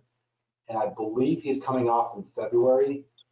So his time may be limited, but we do not have a zoning board meeting in December. So he may miss the one in November and he may miss the one in January. But I still thought it'd be better to appoint him now rather than waiting until February to have him appointed. Frank, I'm ignorant on this. Is this a big position then, or? The zoning board position, it's not a paid position, it's a volunteer position. And we I mean, typically, a big time commitment, or? the commitment for zoning board is probably similar to liquor commission. Probably a little more than liquor commission. We schedule a meeting every month, except for December. We sometimes will have a meeting every month. Sometimes we've gone 6 months without a meeting. Just depends on whether we have any petitions or anything coming forward. Once we have a petition come forward, it's typically about 2 or 3 or 4 months in a row to resolve that, to bring it all the way through. So it is something where it's active for a while and then inactive for a while. The time that's spent at the meeting, it's anywhere from a half an hour to sometimes an hour or a little more than an hour. And again, it just depends on what we're talking about. Okay. I'd be in favor, Mike. Okay. Anyone opposed to Mike being appointed? And that And Mary? appointment would take effect immediately then, or? Correct, yes. So the appointment will be effective tonight if there's no objection. You need a And second. when is his end term? His term would go, I believe it's the 2020 term. So it would go from 2020 to 2027. We're doing 7-year terms just because Okay. that way every year we have one position open. Need a second? This is Don. No, Mary, do we need to not a actually motion. approval or just, No, just consensus that no one objects. I want to do. And then, just so you're clear, so you know, the last zoning board meeting, and I know Frank, you weren't able to attend that. But when Kelly had sent out the notice, she had everybody, and Randy Cook was included, so he attended and as a member, and they technically serve until someone else is appointed, I believe. So he did vote. So if anybody sees those minutes, he was there and he chose to participate. So I think it's important that, I'm sure somebody would do a letter of gratitude anyway, but just to let him know that we now have somebody for that position. okay, Kelly, if you could maybe draft that letter or just send me an email to draft that letter, then we can we may have a copy of a draft letter similar to that for other positions. Okay, I will. All right, so we'll go ahead and let Mike Booker know that he'll be appointed for that position. And then, Mary, is there anything that needs to be signed by him or no? I don't think Not there's that I recall from anybody. Okay, No. all right.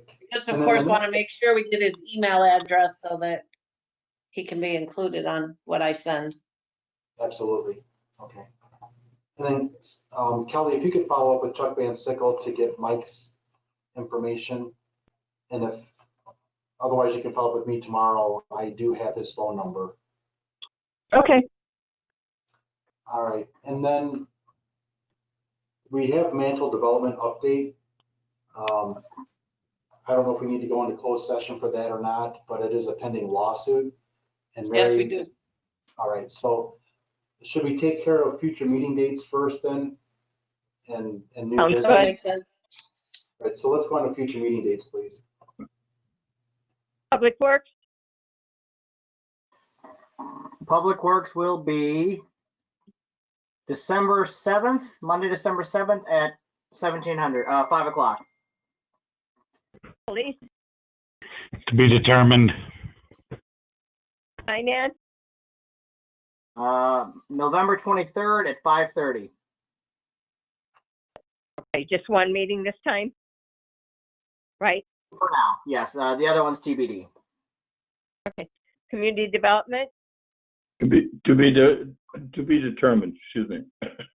4th of July is the same. Liquor, That's to be determined. air and water will be December 14th if needed. Admin is to be determined. Right. I think we were looking for a couple of month out date, if not sooner. Yeah, I got something under admin team or new business. Pepsi,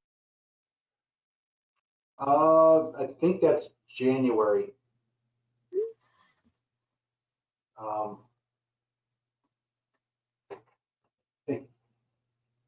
I'll let you know when that is. we have a date on the Peck Prairie Path. I don't have a new date from them, so I don't know what that is.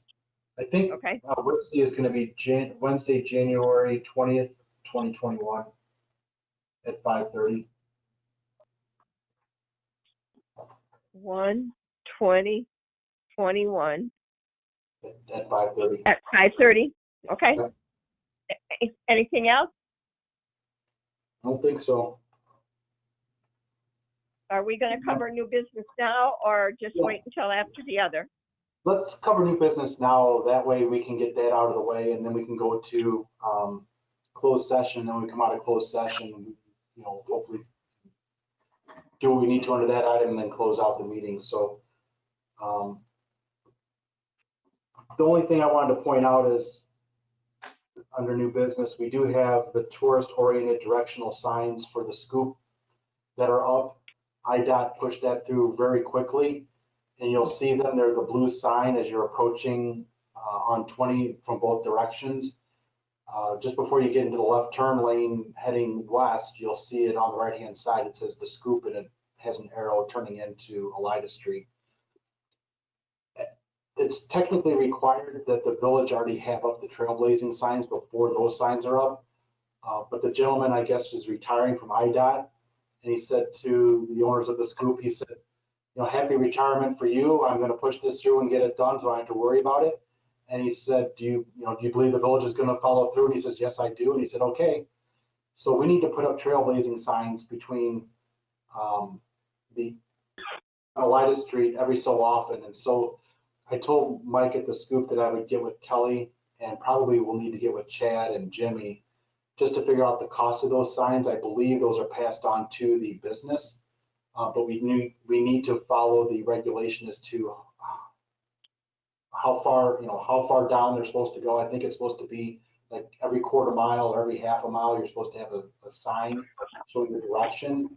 And then it leads them to the turn there at Main Street. And so we'll work on that, but I just wanted to bring it up so that everybody knows that when these signs go up, they're being paid for by the business. They're not being really paid for by the village. There are any business that qualifies can be added to that sign out there on 20. And then they would have to come to us and ask for a trailblazing sign as well, which we would then put underneath the scoop. So we'll work on that. That's all I have for new business. Anyone else have any new business? Sally, do you see a line item transfer in the packet? Because I don't see one. I just happen to see that on the expense report. There is a line item transfer, but I actually didn't check the agenda. Is it just? It's a teeny tiny one, the $500. I just happened to see the expense report. It was red because it was over 125, but I didn't see a line item transfer in the packet.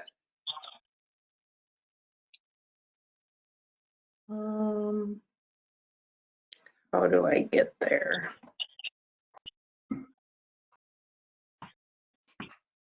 Did anybody else see that? The line No, item transfer? I didn't see that either.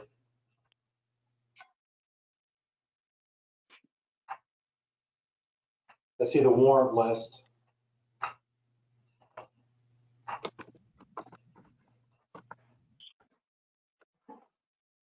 It's a small one, but we really need to, I guess, reflect that in there. I don't know what we do logistically, but it's a $500 budgeted expense item that's over by, it's 125.65%. So I think technically we should have a line item transfer in here. Don't see it.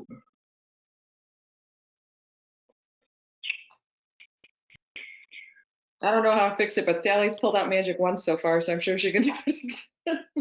Eric, just put your thinking cap on. I mean, we have it in the consent agenda for approval of line item transfers, but we do not have it listed in the packet. You know, I don't know if that's something that we can bring up as a regular part of the agenda because it's part of the consent agenda, or if we need to think about it.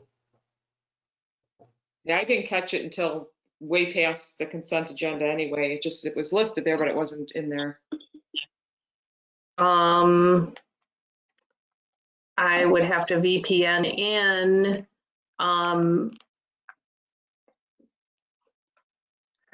Can you,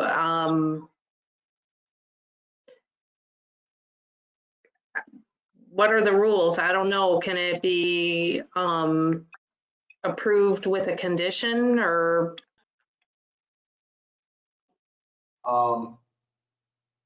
Thinking. You know, if it's under consent agenda, typically you're consenting to it and all being approved, and it's what's being shown to us. We don't have it in the packet, so we can't really approve that. We don't have it listed under finance as an agenda item, so technically I don't think we can approve it tonight. I would agree. We can bring it up under new business. I mean, obviously it's a new business item where Julie's bringing it up and saying, hey, we need a line item transfer. If it has to happen before the next board meeting, then we probably should have a special board meeting to do that. But otherwise, if we don't have to do it before December, you know, the board meeting, then we can put the line item transfer on the December board meeting and just make sure we're transferring it at that point. That line item is over 125%, so we do have to have that transfer. Now, you know, in the rules of line item transfers and budget, do we have a period of time before we do it? Do we have to do it by 30 days? Do we have to do it 60 days before the end of the budget year? You have to, my understanding is you have to do it before you spend that money. Okay.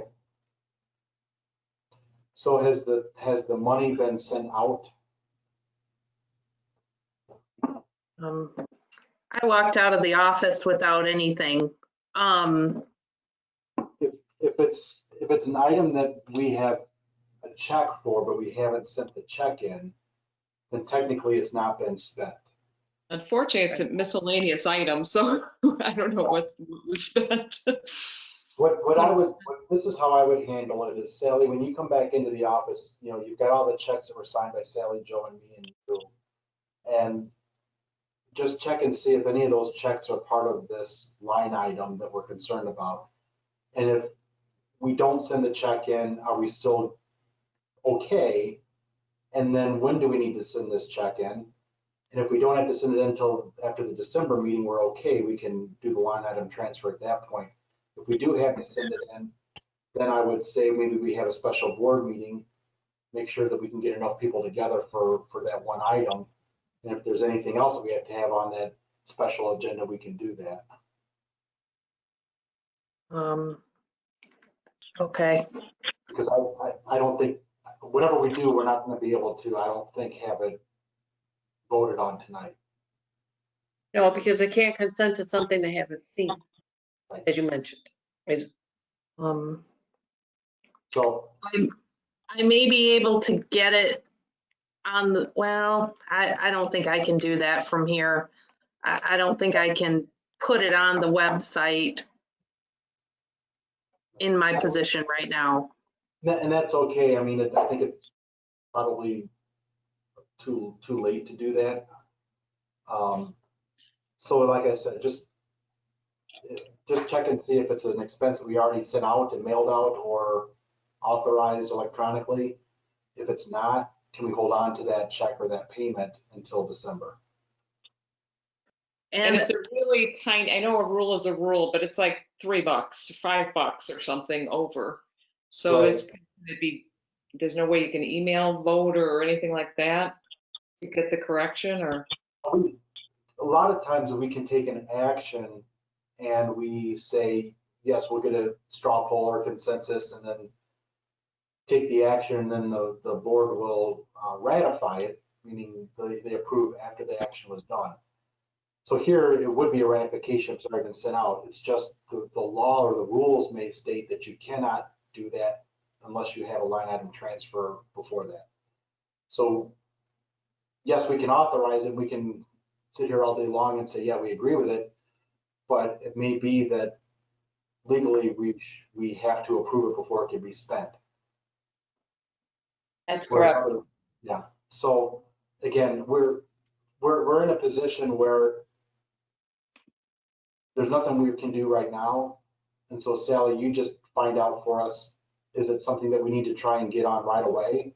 Or is it something that we can delay for the next board meeting? And if we're okay for the next board meeting, I'm fine. If you find out that we've sent the check out, I would imagine if we can call a special board meeting to approve that, the sooner the better. I will check that out first thing and email and let you know. I believe that there is something we could hold back on. I'm thinking maybe a credit card payment or something that could be pending.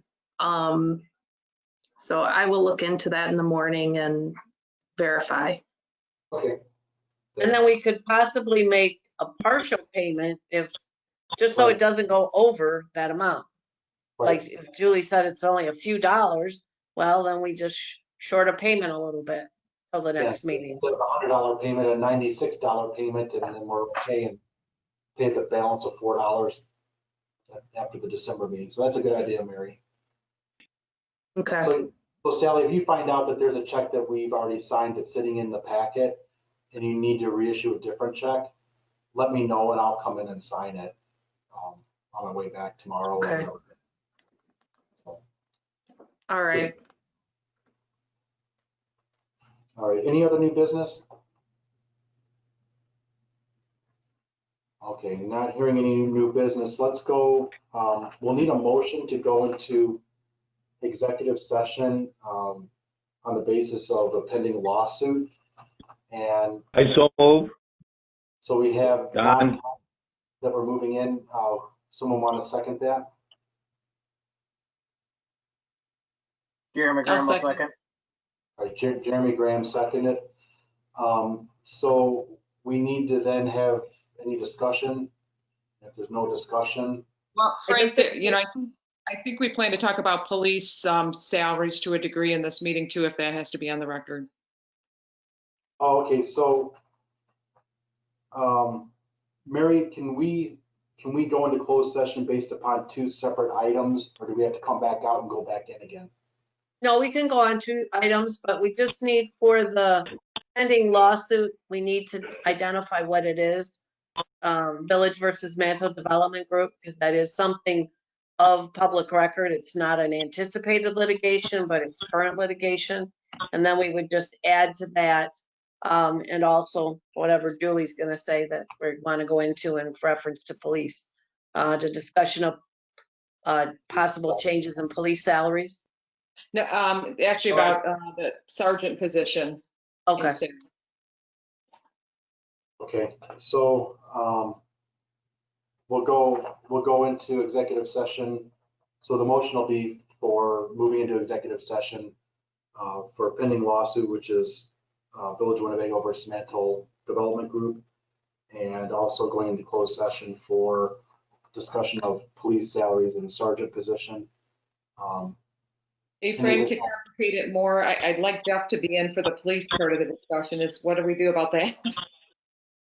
No, we can bring in anybody we need for the discussion. So what we're going to say is we'll move to go into executive session, and then we'll say who we want to be part of the executive session. Okay. And if we want Jeff to be part of the executive session for police, we can start with that. Then when we go into the Mantle Development Group, we can have Jeff exit. We can lock the meeting, we can do whatever we want, so that we know that people won't be able to, jump into the meeting, but I don't think we're gonna have that problem tonight. But that's how we can handle it. We'll go with the police one first, and then we'll go with the Mantle Development Group second. Okay. Any other discussion? All right, so if there's no other discussion, roll call, please.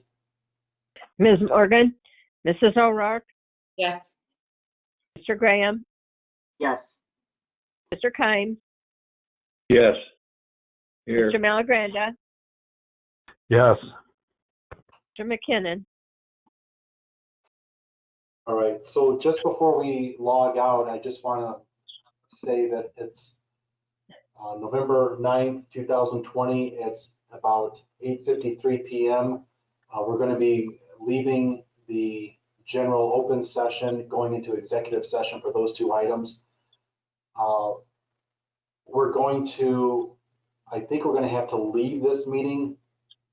And then, unless Kelly, you want to keep it open, I don't know if that's an option, but if you keep it open, Kelly, then everyone else can stay in this session.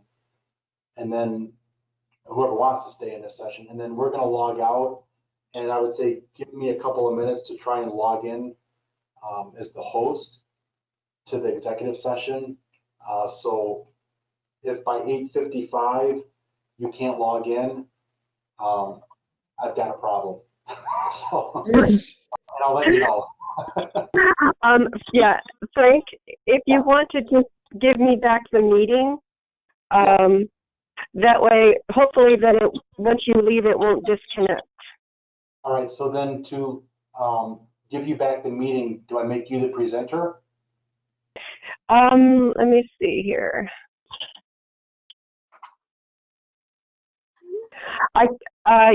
Organizer or presenter? I think organizer.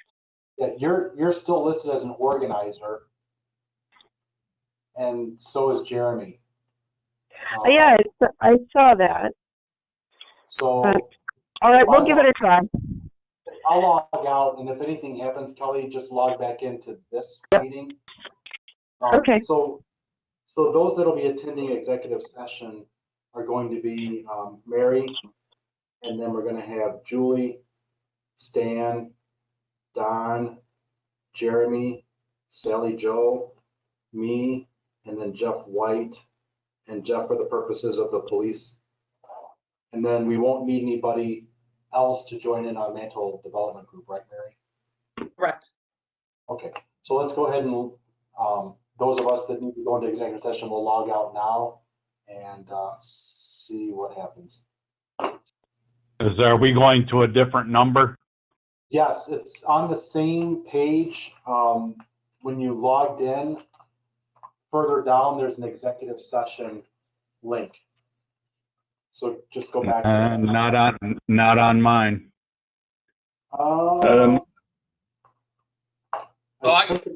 Stan, we'll send you the information for it. That's fine. We'll send you the number and then the access code for the executive session. So That's you'll be fine. All right, thanks.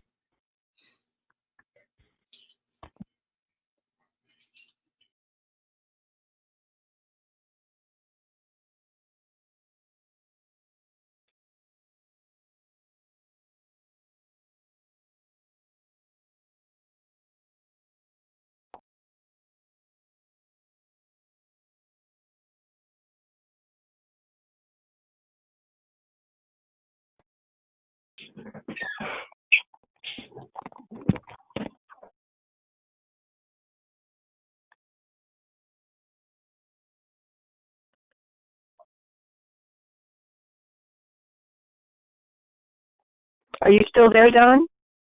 I am. They left and went to the executive session. I don't have any numbers. Okay. Let me see if I can send that to you real quick. Okay, because where are you going to send it? To Outlook, or are you going to send it to the Village of Winnebago? I sent it to your Village of Winnebago email address. It should be part of that same email that included the board meeting links. There's an executive session right below that in your email. Okay. That's 49. That's the one I got here. Executive session. Okay, fine. Yep. I got it. You got it. All Okay. right, I got it. Okay. All right. Okay. I'm going to go. Okay. I think I'm going. Hey, Kelly. Yes. Yes. I VPN'd in and I'm on the website. Where do I go to plug in that line item transfer? You would put it on the member page. Member page, okay.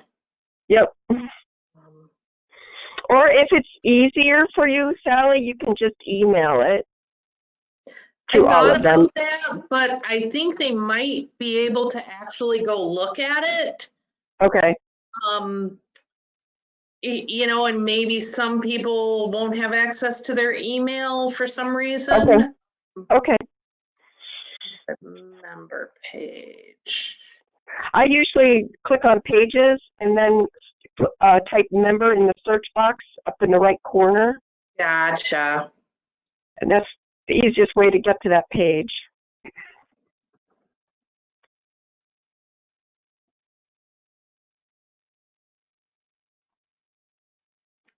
All right. Now click on, because that page will come up and then you'll see a bunch of boxes. Mm-hmm. And so if you scroll down to the very last one, there should be like a one of those buttons to the far left that lets you add to that page. I think it's the second one from the left. It looks like a star. I can't get there from my home computer, so.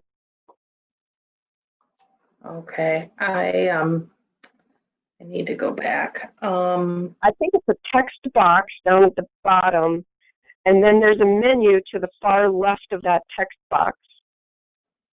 It has some icons, I should say. And if you scroll across one of the icons, if you just read it to me, it should give you the names of what they are. So I searched for member. Yep. And it came up with a list of pages. So right. Then do I go to member area? Yes, that's it. Mm-hmm.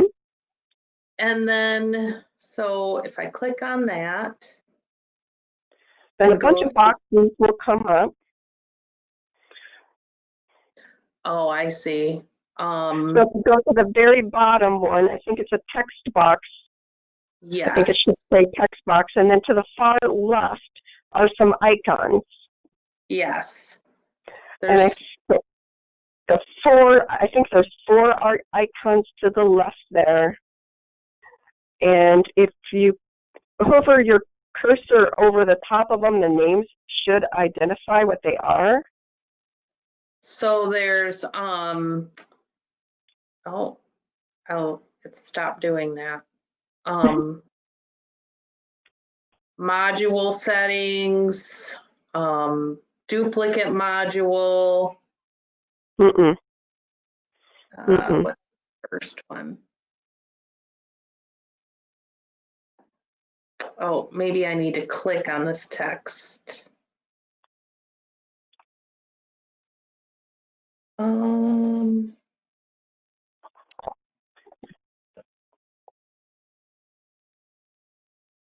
So what is this?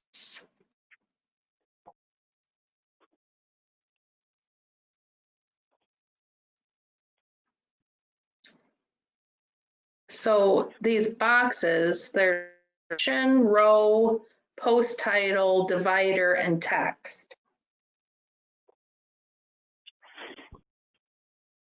Is that, wait.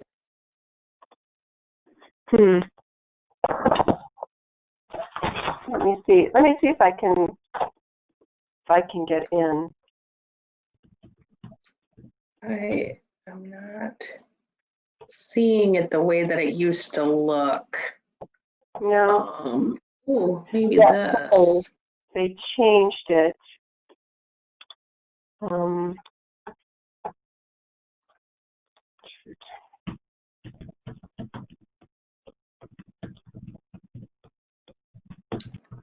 Go back.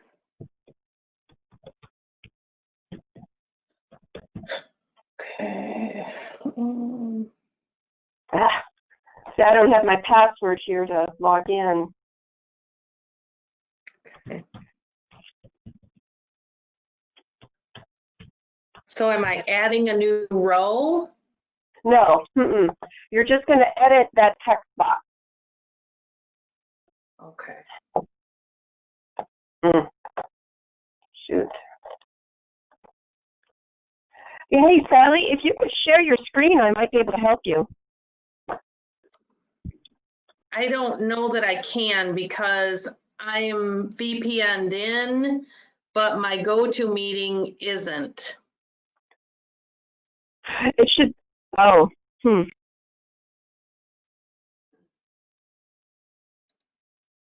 So you should still be able to do that while you're VPN'd in, but, or even if you're not, oh, maybe not, I'm not sure. Yeah. I Well, think, give it a try. Just hit share screen and see what happens. I think I actually figured out how to get in here. I'm in the media library tab. So I'm going to upload. But is it going to actually put it onto that page, into that box? I don't know. Okay. Winging it here. It's November line item transfer. Okay. So then how do I select that? And then I'm gonna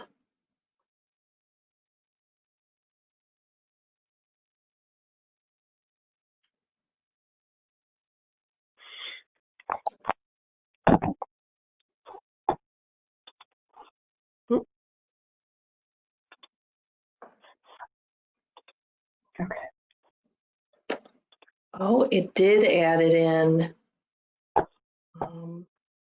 Did it put it on the member page? It did. It put it in, yes, but okay, I might have to hit enter here. Okay.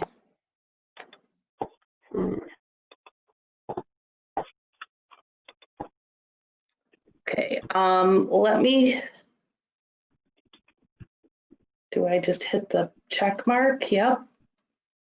Are you in there, Kelly, on the village website? I can't get in. I don't have my password with me. Got it. Okay, I'm gonna try this, see if it worked. No, I keep typing the wrong password, so. Oh, you're gonna lock yourself out. Yeah, I don't want to do that.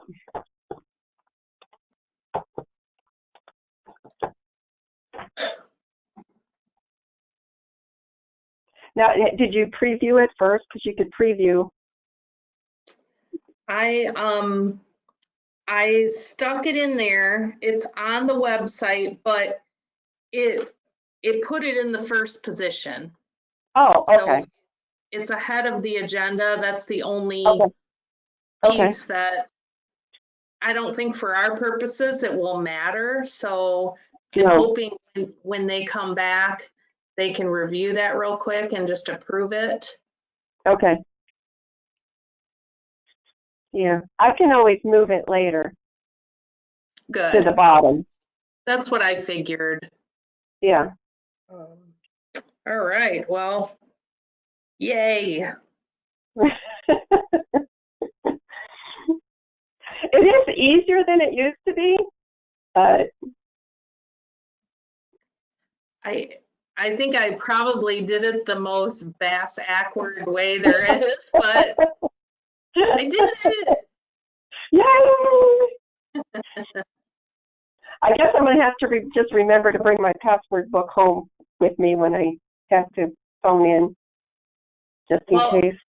I was talking to Frank, and usually I would have my board packet, you know, my finance packet or whatever, and I just left with the laptop. I brought nothing. I'm just an empty room.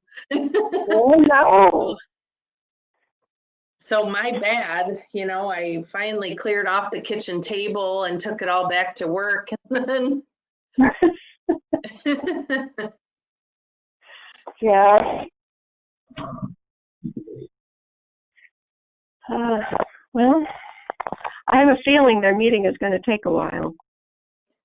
I'm going to text Julie because she's the one that texted me and asked me about it. And I'm going to tell her that it's been put on the board, in the board packet on the website. And I'm hoping they can approve it before they leave tonight. That would be good.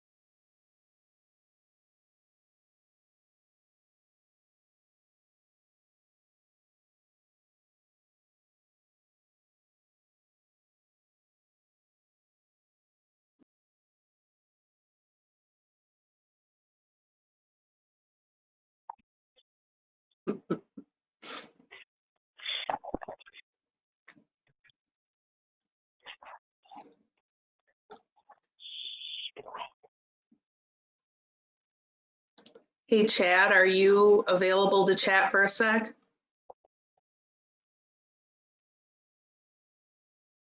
Yep. I talked to the finance committee in the meeting just before this meeting, and I recommended that we eliminate the current purchase order process. And it sounds like they're on board to do that.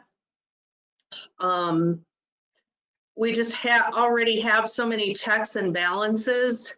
It just seems silly to keep doing what we've been doing with these $500 purchase orders. So I just wanted to tell you that I thought maybe it'd make your night better. Yeah, it's helpful. It's a small step in the right direction. Thank It'll you. definitely make my night better, my future better. Yeah, I wondered how long they thought that would be reasonable, but what you just had to go through this minute, a couple minutes ago, made me wonder. $4 over 500 is not really much to worry about, but I get it. We don't want to be right, but yeah, no, I and appreciate that. That's good news. That's very good news. so we're going to be adjusting the purchasing policy, and I already thought we need to talk about your suggestions and also Kelly's and Jeff's, but I just figured you were sitting there waiting. Regarding what you think your spending limit should be, if not the 1,500, because I know in your field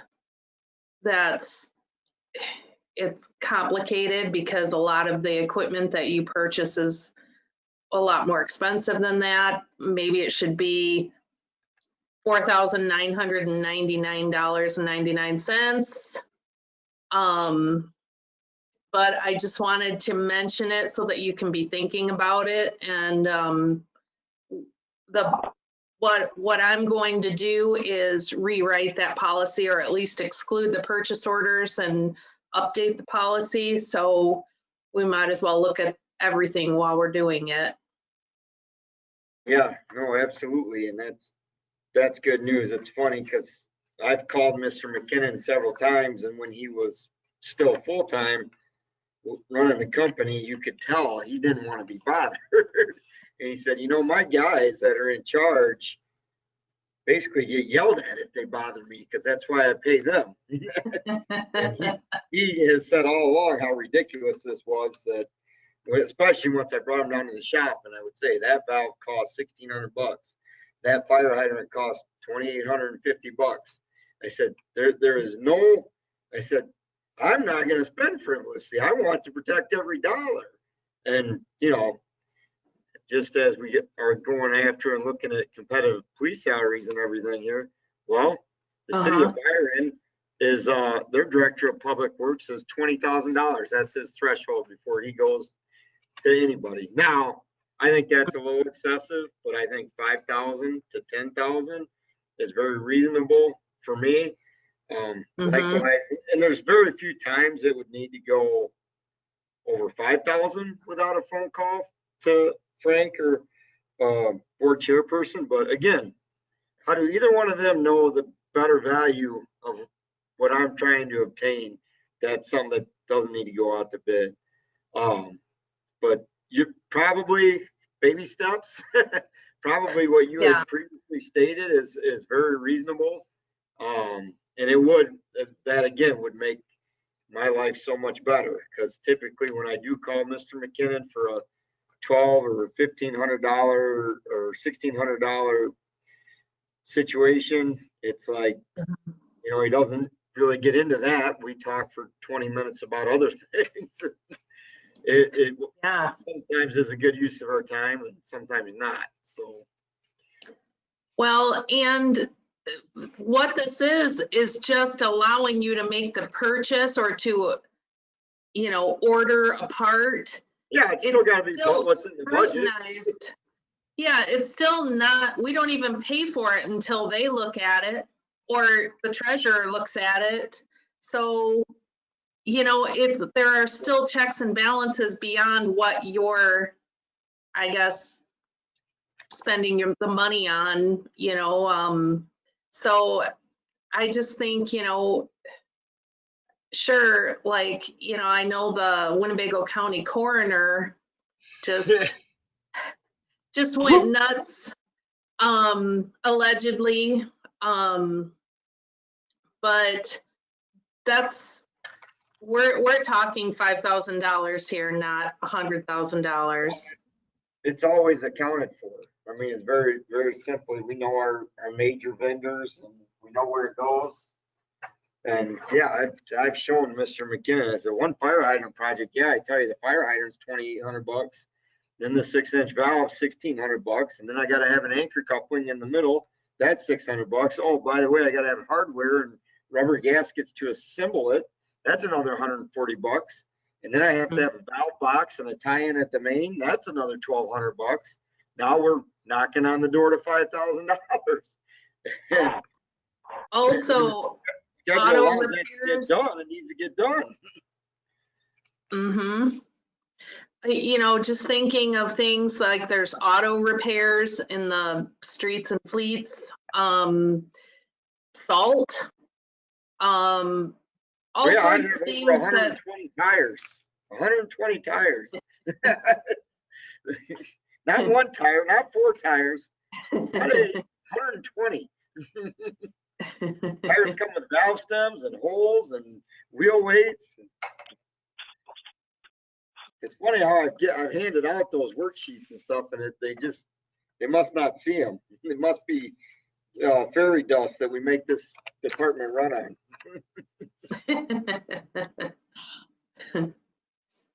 Yeah, I think that'll save, especially the treasurer, a lot of unnecessary time. And, it's a good time to focus on, changing or updating our processes because we're getting new people and we can kind of dictate how things are going to go for a while. Well, there's not one employee of this village in any department that needs to be tasked with any busy work. You got it. Amen to that. Yeah.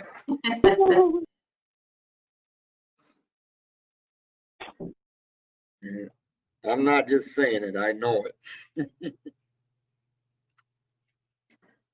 Yep.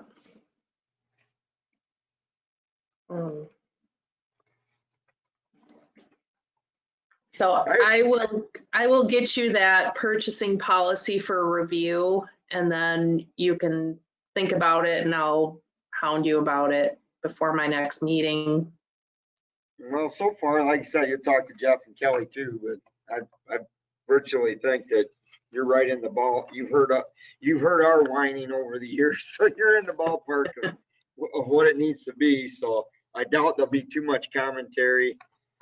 We'll review it, and I'm sure we'll all have a little input, and then hopefully it's a good night for the board and they just run with it. Get one more reasonable thing done. Another piece of that policy says that anything over $10,000 needs to go out for bid. And I assume that's only construction, but I guess I really don't know. Are you aware of any statute? I think there was a law that said 20,000, and that. Okay. And I believe, and it could have just been via ordinance. I remember coming across this also in the city of Byron. Okay. If it was over 20,000, then the state law or statute required it to go to bid unless by majority of vote, the board waived that requirement. Then there was a new threshold of when you couldn't waive it anymore. And I want to say it was up to $100,000, but I would have to research it to know. But I do know, and I mean, it's with good facts, that yeah, sometimes it's not worth going out to bid because there's a cost inherent to going out to bid. And likewise, you know, for us, when we deal with contractors all the time, well, they start to get a little peeved when they bid 5 and 6 times and don't get the work. So then Exactly. they put the bid factor on it, and now you're paying a 4 or 5% nuisance fee that you wouldn't have had you just foregone the bid process. And with certain things, there's only so many vendors or so many contractors within a radius that can or will perform certain functions. So yeah, when you get big projects or big street projects and things, absolutely, you got to go out to bid and get unit pricing that's reasonable. But smaller ticket items, sometimes it's far better money spent to hire the right people. And to have a relationship with a vendor or something like that. And then maybe if things are scarce, you know, you're on the list of people that they get things for. But I feel that way when Lori Schultz was still at the Village, there were a couple of companies that wanted to compete with the IML risk management insurance. And every time they would ask us if they could bid it, we would have to provide them with a lot of information, which took a lot of time. And then we had to get loss runs from IML. And every time we did that, IML would get upset with us and they would want to know if they were doing something wrong, which we love IML. Right. And then, you know, even if they did come in below the IML numbers, the board was really hesitant to change. And so it's like, okay, why are we doing this? Yeah, the longer you're in the business, you see the truth to that. Yeah, you'll get a one-time winner or whatever, and then it's like the health insurance. They come back around eventually and sock it to you. Yeah. It's like the Geico thing. You can save whatever that amount is by switching, but you have to switch every year if you want to stay ahead of that. I thought Frank gave us a time limit when he was going to come back in. What are they doing? But Jeremy and I have a bet, a non-monetary bet of what time this meeting will be over.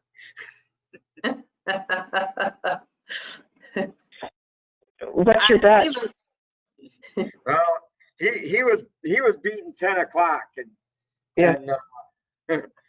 it's possible, but it's going to be to the wire. I haven't seen one before 10 in a long time. Yeah, last time I said we got to go by a nuclear clock, and if you look at my SCADA, well, you can't see it, but that clock's 3 minutes fast. So he wanted a recount last month, but I said we agreed beforehand we were going off that clock. When I told him I won, he's like, no. And I said, oh, I sent him a picture. But I will tell you that in Stillman Valley, they made an ordinance that their meetings couldn't go past 9:15. Drop dead. Oh. Yeah, because, well, the old mayor, he spoke very monotone and very slow, and he was hard of hearing, so he would mumble. Slower and quieter and quieter, and the old timer guys would be almost asleep, and it would go nowhere. You know, the guy just went to go to the board meeting, and the board meeting, all the action was done in the first 30, 40 minutes, but he wouldn't let it die. So they eventually made an ordinance, 9:15. That's hilarious. Yeah, when we were doing the big sewer plant stuff, yes, they drug on, but we had a nice little run there that, as a matter of fact, I remember a few runs when it wasn't much past 8:30, and 10 o'clock, that's breaking the rules. Yeah. Yeah. At least they're only once a month. Yeah, that was the other thing about Stillman Valley, though. I didn't tell you that. They had 2 board meetings. They had 2 board meetings, 2 committee meetings. And the one board meeting, they didn't pay bills and the attorney was not there. That was just the discussion meeting, but I did not know about it then, but they definitely, that should have been the committee of the whole. And then all the crap got dealt out. So you weren't doing it again. And then the subsequent meeting should just be vote and roll. Yeah. And I never had been involved in a board that had so many items die for lack of a motion. They would sit there and discuss it before they had the motion and second. And then at the end of the discussion, nobody would do anything. I'm like, and their lawyer told them again and again, you're supposed to make the motion, have the second, then discuss it. If you don't have the motion, you don't have to discuss it. Yeah.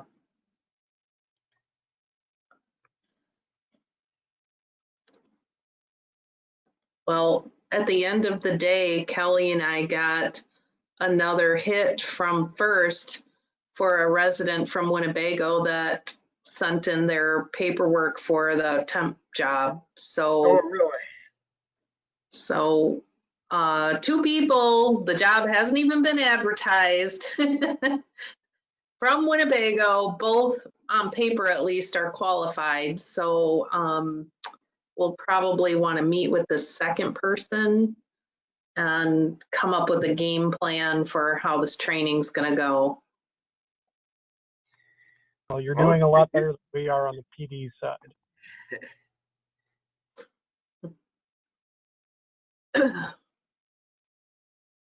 It's funny because my daughter is a senior in college, and I'm worried about the work area and everything. But anytime I get with her, we go on Indeed, we go on a couple.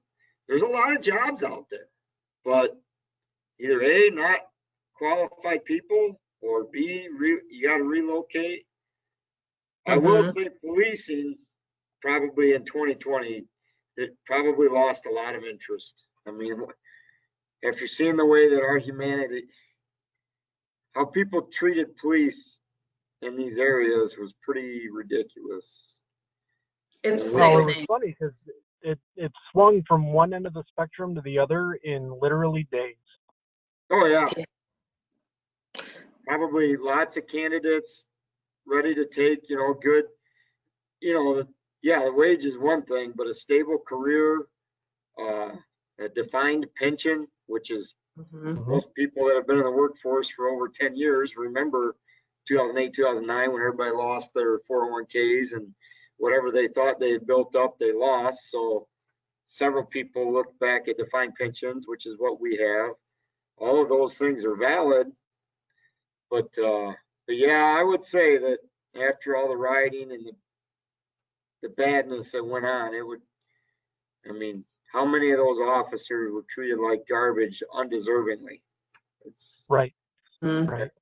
It's just wrong. And it's a sad state of affairs, You go back and look at kids, when little kids they used to want to be police officers and firefighters, and now they all want to be YouTubers and IT game makers. And no offense to anybody that does those things, but not everybody can be those people. Not we're still gonna need. But we didn't even know what YouTubing was. What's the other thing? What's the other thing that the people do that they get paid for?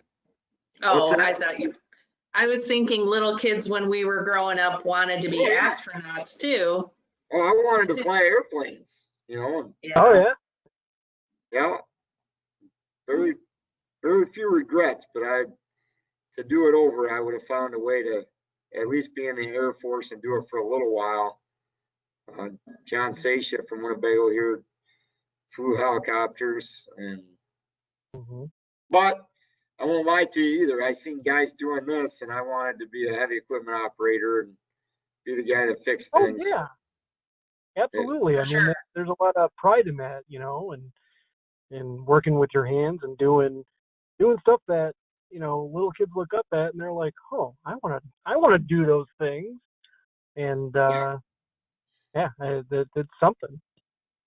Well, and it's a lot, you get a lot of, like, even my young son says, that must be really gratifying, Dad, when he gets to watch me dig up a road or destroy something or fix something. 11 years old, he goes, that looks gratifying. And he's right. Being a police officer used to be able to have gratification by helping people, and now everybody wants to be anti, which is not right. It's not right. It's definitely a different. Well, my oldest daughter, who's 22, she went to, well, Nick, she was in the Explorer program here, and Yep. she was gonna go to Western for police style things, and then she kind of changed her major to sociology, and then That's a good one. That's exactly what my daughter did. Well, she did shadowing and things in Dubuque of social workers, and then she saw the plight and the disregard for quality of life and all of that, and she switched her major to biology. So now environmental sciences and biology are kind of her directive. But she said she's never lost the respect or anything like that, but she said our society right now doesn't, and it's not all about money, you got to show some thanks and some respect, and what's going on right now in society is just wrong. I've talked to a lot of people, a lot of younger people that have got questions about the job, and they're like, I'd love to do it, but with everything going on, I don't want to put on that uniform. And I said, no, I get it completely. It's not the same job as it was 13 years ago when I started. Well, and I think the term is the cancel culture, where basically someone's trying to cancel cops, and it's like, no, we can't do this. We can't keep canceling people for having, what I know with the cops, it's not a difference of opinion, but I mean, the rest of the cancel culture is, or it's just a perceived thing that people are like, oh, this person's label, we're canceling them. And I just can't believe it.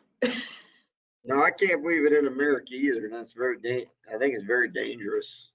I think our country's been built on certain things, and law and order are one of those things. And accountability went out the window a long time ago.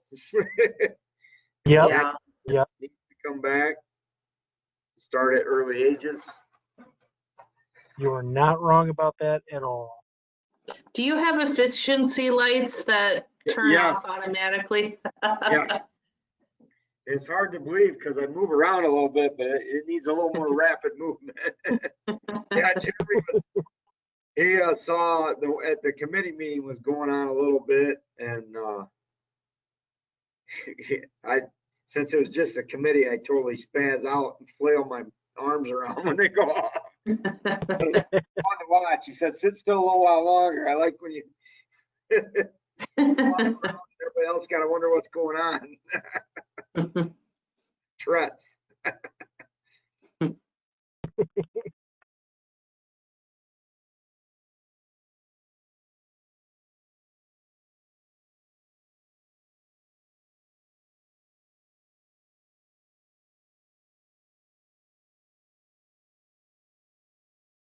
So they made a big announcement on a COVID vaccine, but they basically announced nothing. It said it's did that surprise you at all? What's that? Did that surprise you at all? No. I had, in the water industry, I had gotten a thing, and they said that in China, they've been taking the vaccine since June. Not the Pfizer one, of course, but that all construction workers and essential workers have been getting pumped full. They're doing their trial as it goes, but their numbers are also down. Yeah. According to the media, but yeah, I would have to believe that in 2020, and I would have to believe that we would be on a pretty close course, but now it's just so much bad media. 60 Minutes on last night. I just saw the blurb for it, so I turned it on. The U.S. government says they have a not to be shared number of vaccines, that they're ready to go, and they're just waiting for the green light. And then the media says, oh, it could be months and months before we get the green light. Well, if we don't have the green light pretty soon, it's gonna sweep the nation. Yeah. Oh yeah, absolutely. I'm sure People are there are getting tired people of that it. will sign a waiver. Exactly. Hell, I'll sign it. I'll be a guinea pig. It's all right. Well, yeah, you don't get a choice at all. We don't get to sign on or off if we want the virus, but here you have a chance of something that's showing 90% efficacy or whatever it's called, and we've been doing vaccinations for over 100 years. So, and it's been the proof in every virus that it does a whole heck of a lot of good. So yeah, I would say for my mental stability, I would definitely, and I'll say that as a guy that's never gotten a flu shot. Same here. I would go if they were doing it in high school, even if they had to do booster shots, I'd be right there. Yep, hook me up. I don't get the flu shot anymore. I got it when I was younger, and when I worked for Costco, they made all the supervisors and managers get one, and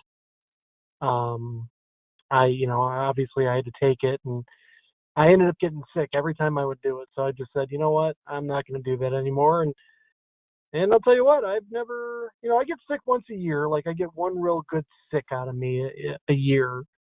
But I usually kick in about 2 days. But every time I take the flu shot, I'd be out for like a week. It was horrible. Yeah, I would have to think that's the direction I think my body would go. And I used to never get the flu. I never had the flu as a kid, strep throat and sinus problems. Yeah, but I couldn't believe what the flu was. But after I turned 40, and it was probably the year I was 40, I sent the most kids we ever sent downstate for wrestling, and I'm the coach. And I woke up at 4 o'clock that morning, and I was non-functional, and I like never run a fever. I had like 105 or 104 degree fever. And I tried to get up and, I'd force myself to the shower and be like, well, there's no way I can't not go. And then I didn't make it, luckily Jeremy had just gotten back from overseas because he coaches with me. And I'm like, dude, you're not going to believe this. And I missed my Hey, welcome back. I'm sick. It's all you. Yeah. But I mean, you put 5 months into those kids, getting them ready to go downstate, and you're supposed to be there together. And that was a bad one. That was enough to make me say, oh, maybe I should get flu shots. But Well, the little devils are probably who got you sick. Oh, yeah. Probably. Well, that's what I was all excited because I was like, I had a festering sickness in February, and my son, and I had to go get him from school and take him to the doctor, and it was late February. So I'm like, maybe I'm one of the ones. And with my older daughter in college, my younger daughter got really sick in February. She never gets sick, and she don't like missing school, but she had a dry cough, a fever, tiredness for, I don't know. And Hudson missed basically 2 weeks of school in February. And I finally took him, and then, COVID wasn't really being talked about the first 2 weeks or 3 weeks of February or whatever. And so I'm like, oh, maybe we got the antibodies. Well, I don't know. To hear that if you had them, they're only good for 4 months, and February was a lot more than 4 months ago. Yep. I don't know if you've heard this or if I've told you, but I've read 2 different articles that say people with type O blood fare better when they get COVID than other blood types. And I remembered because I'm O negative. So I've got hope that if I do get it, which we probably all will, but maybe it won't be so bad. Well, that's, we all made a pact at the shop. We were all gonna go give blood. And Darren went first and he's old. And then he came back and he told us that a lady walked in at the library and she was in line. She waited. She had 5 people in front of her and 5 people behind her. And Darren was already giving blood. And she made it to the front. And she said, well, I don't know if I should be here because my husband's at home with COVID and quarantine. Oh. 80-year-old lady. And so Darren came back and told us that. And I said, well, I'm not going now. I'm out. I'm not going to the COVID blood. Jimmy still went. At 5 o'clock at night, and he gave his, and he's O, but I think he's O positive. But I don't know. I was gonna find out, but they also did the antibody test, and Jimmy didn't have the antibodies. So I said, if you got them, I got them. Yeah. No, I know a lot of people that a spouse has it, and the other person did not ever get COVID ever. They live together. One people from town here have a 1-year-old baby or an infant, not even 6 months old. And they both have been tested twice. The mom had it, but they both got tested twice and neither one of them, the husband or the baby, have tested positive and they weren't sick, but. Well, Seth Gronwald got it. His girlfriend didn't. His parents didn't. His grandparents didn't. Her grandparents and parents didn't. His roommate didn't, but like 2 weeks later, his roommate did because they lived in the same house. But he said he only lost sense of smell. Yeah, I've known a couple people that very mild symptoms. They tested positive. They did their quarantine, and they're like, "Yeah, I was fine. I was a little tired and." That lost like the sense of smell or the sense of taste. But outside of that, they're like, I was fine. I sat at home for 2 weeks and relaxed. It was kind of nice. Yeah. Maybe if I didn't have to work. Right. Yeah, if you didn't know that there was just a mountain of stuff for you to do when you got back. Yeah. I pitched the idea. So why don't we go alphabetical? Why don't we just A through I, take off 10 days, and you're grounded, and then I through something, and you're off for 10 days. And I think there's a lot of J's, a lot of Johnsons in the world. Yep. Yep. Oh, hell, if we did that, Jeff Spellman, Jeff White, and Randy Smith would all be out at the same time. Yeah, I bet if you went to a lot of factories, a lot of, more than 3 guy workplaces, it would be more than half that would be off at a time. Yep. Yep. Well, what are we supposed to do then? Birth dates? Make it easy. 0 to the 7th, 7th to the 14th. I mean, you can just take calls out here. It's cool. Maybe we should just close up. Yeah. I thought the moose out front would have told you we're closed. Yeah. Well, all I know is personally, I'm the type of person that was like, well, you got to be careful. Everybody's got to be careful. Let's obey really hard early, like we're supposed to. And I think most people did. And then, what was it, May or June?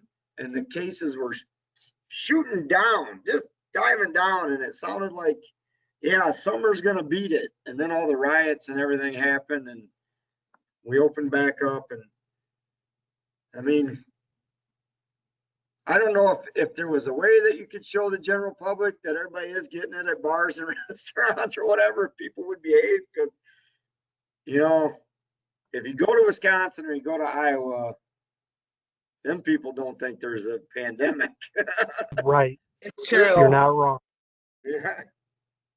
When my youngest grandson was born in May, we went up to Madison to stay with our older grandson, and that was the end of May, and Wisconsin only had a few cases at that time, and Illinois was still on shutdown, but there were people crossing the border, I think, infecting all the Wisconsinites, because now I think they're having a really hard time. Oh yeah, big time. Well, Wisconsin's the type of place, until people die, that people know they are not. No, you're not doing. Yep, Iowa, they're having wrestling tournaments. Regular high school wrestling is just happening. You don't get any closer than that. Right. But it is it's not really funny. It's ignorant how so many people are behaving. It's like, it's not that hard. You know, it's 6 feet. Just stretch out your arm. If you can't touch the other person, you're good.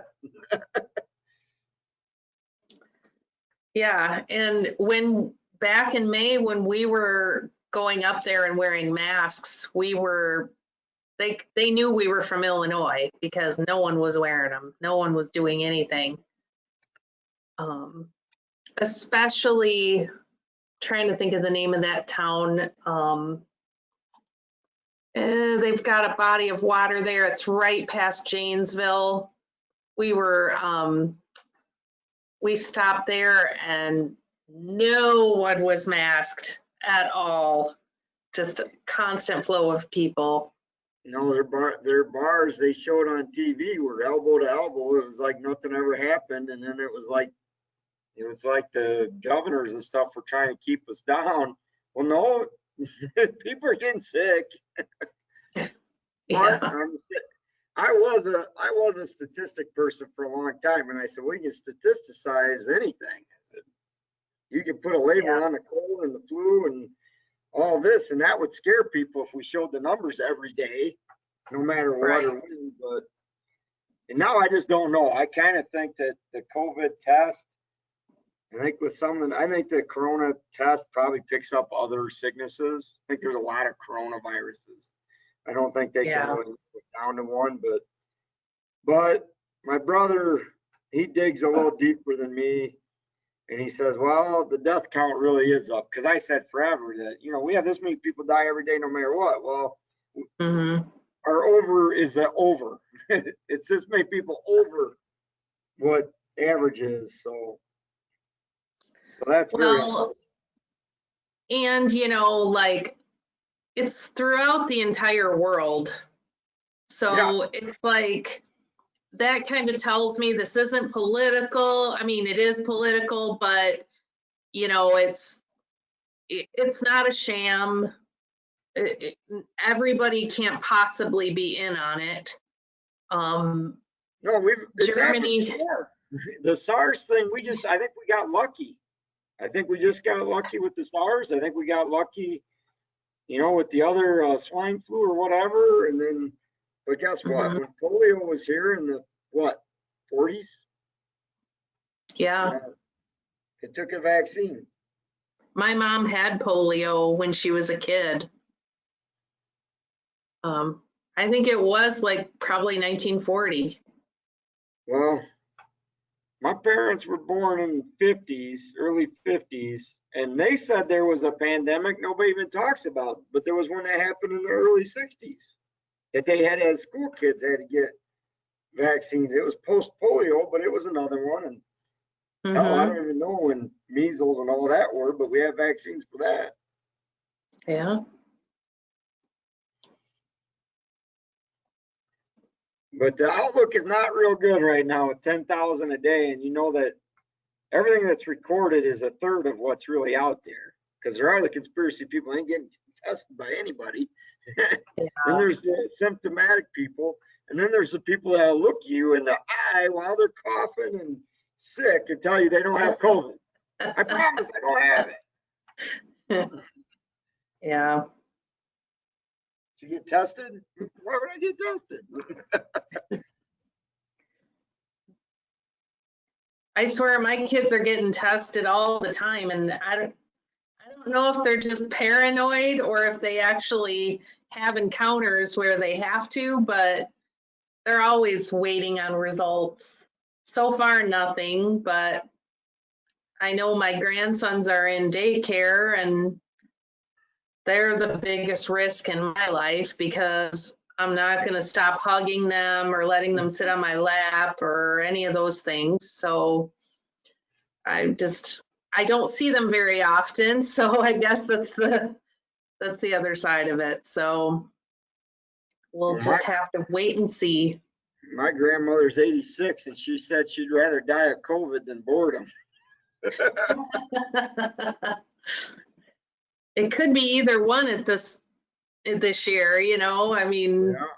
Well, that's the bad part is that, I mean, I think the contagiousness of this warranted a lot of the behavior, but there was a lot of other dumb behavior too. I mean, we were too restrictive on one hand, and we didn't do the things that we could have done. We could have more rapid testing. We could have more testing facilities. The NBA and the NFL guys can get tested every day, but our school-age children can't. Our doctors and nurses can't. Come on. Right. Yeah, I don't think in the United States we just get too comfortable, and we're never prepared for things like this. We probably will be at some point. Could be. I mean, you could never be prepared at this massive size. And I do think that the right thing was that Jack, you know, history showed that SARS didn't make it here and we snuffed it out where other places struggled. Well, yeah, we didn't have animosity and everything because China knew and China tried to cover up, but we don't know what we don't know. And you couldn't do much different. And I don't know why everybody thinks they can blame our presidency and our government and everything, because if we weren't prepared now, we were never prepared. It's 2020. Exactly. So if a Democratic or a whatever, whoever's in the office could have handled it so much better, no, they couldn't, because there was no playbook. There's no chance. Exactly. The only thing we could do different is loosen the rules on the FDA and stuff on our vaccine, because that's truly, there was really, I think at the end of the day, only two options was herd immunity or vaccination. Mm-hmm. Yeah. And I'm not saying any of it was wrong to shut down and let our medical facilities try to figure out how they could best treat it. I mean, yeah, obviously they're doing a better job with that, but yeah, and a lot of people, me included, learned how to work from home. So, I mean, that's a skill that I've acquired now that I didn't think I could do before. So there are a lot of companies that are just letting their people work from home forever. Well, I think that's going to be a huge, I mean, I'm wrong a lot, but I think that's right. That's good social distancing to a degree. And why put people at risk that don't need to be at risk? And if you don't, you know, with what we have in technology today, as long as you have good internet. Right, right. A lot of people can do several of those things. And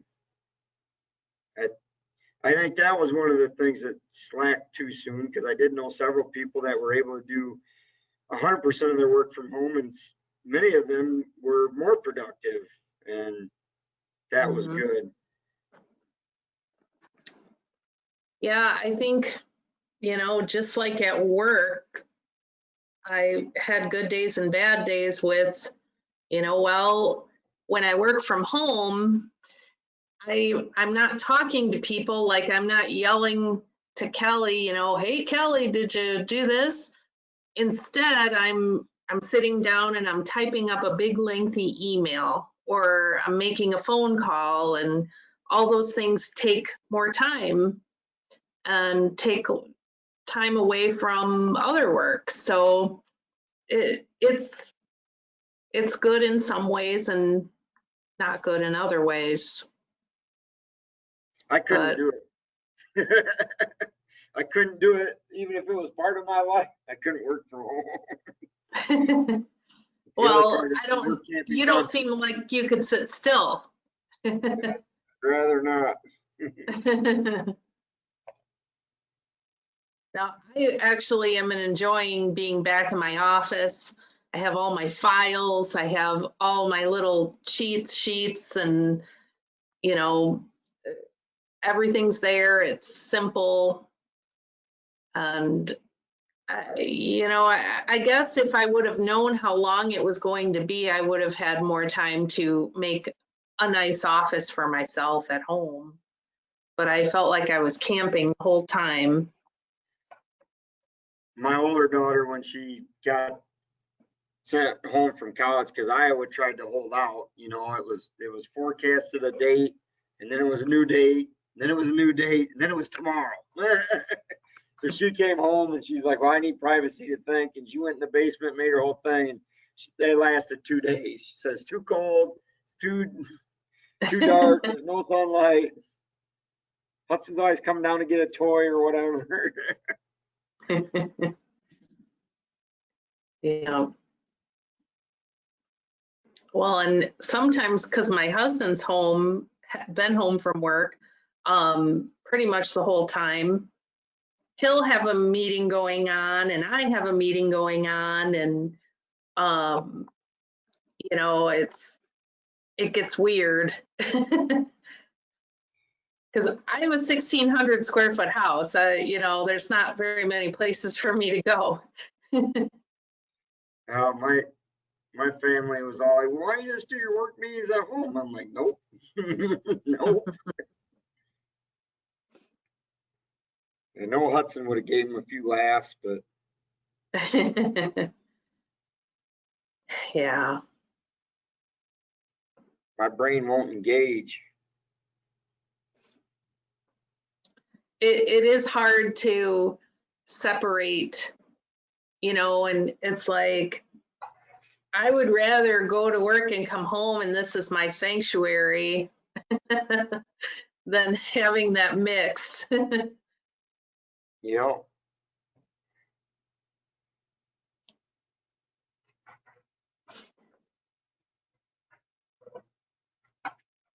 Well, I think you won the bet, Chad. Isn't it 10? I was just going to say that. I usually only bet on sure things, ladies, so I get surprised once in a while, but so only death and taxes? Yep. Death, taxes, and long meeting.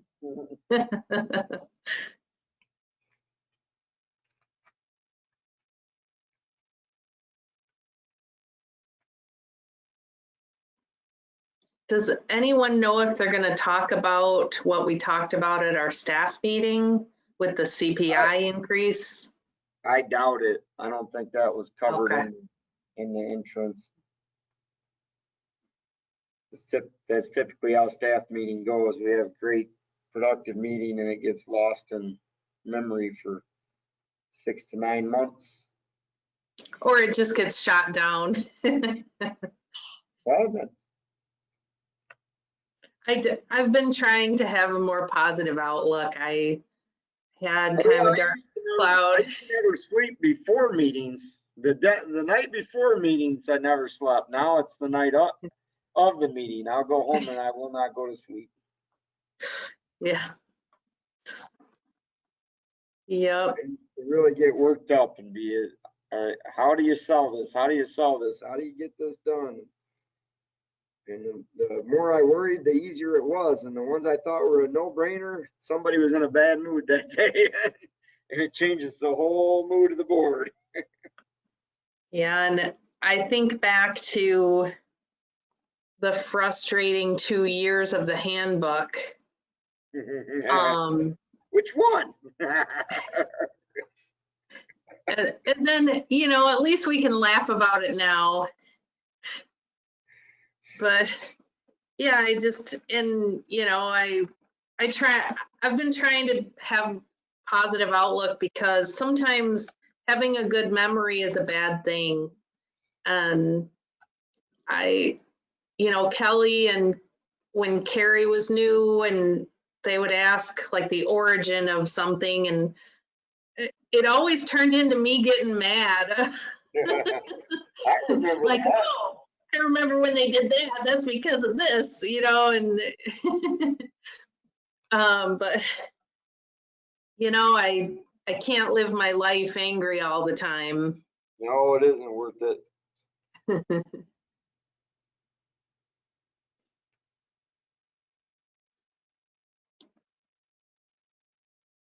No, we had put in the work, Sally. I remember that.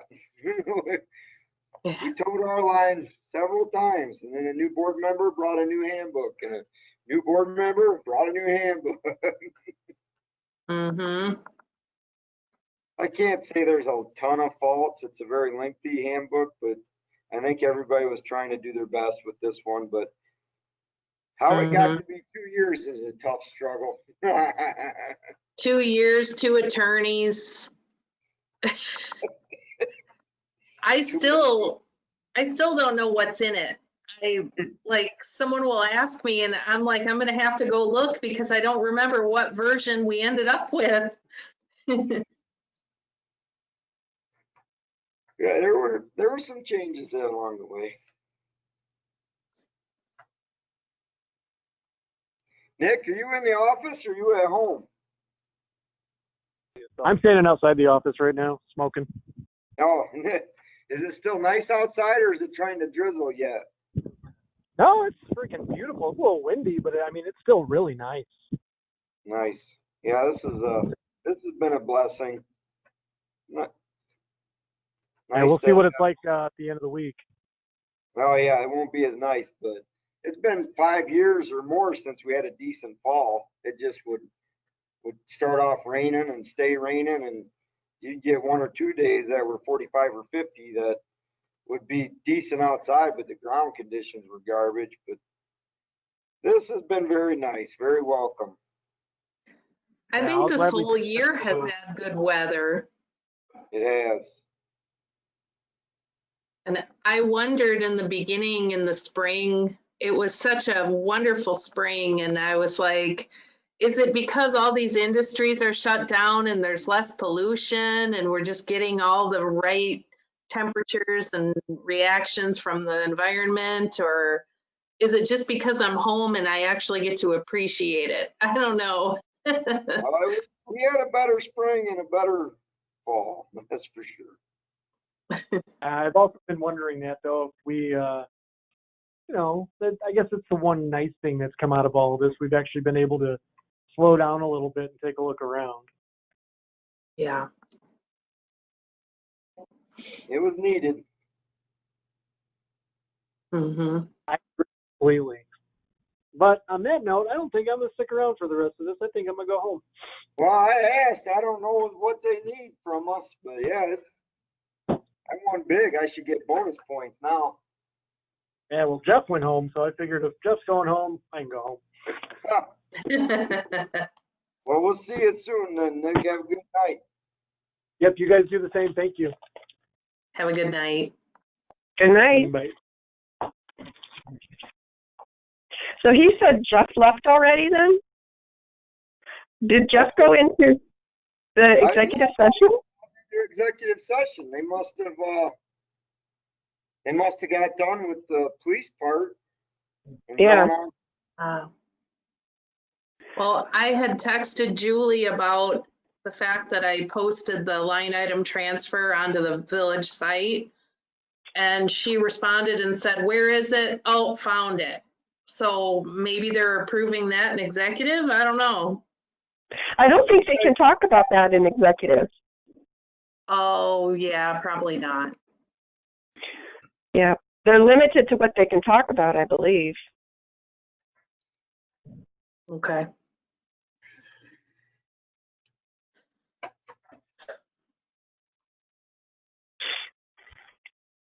So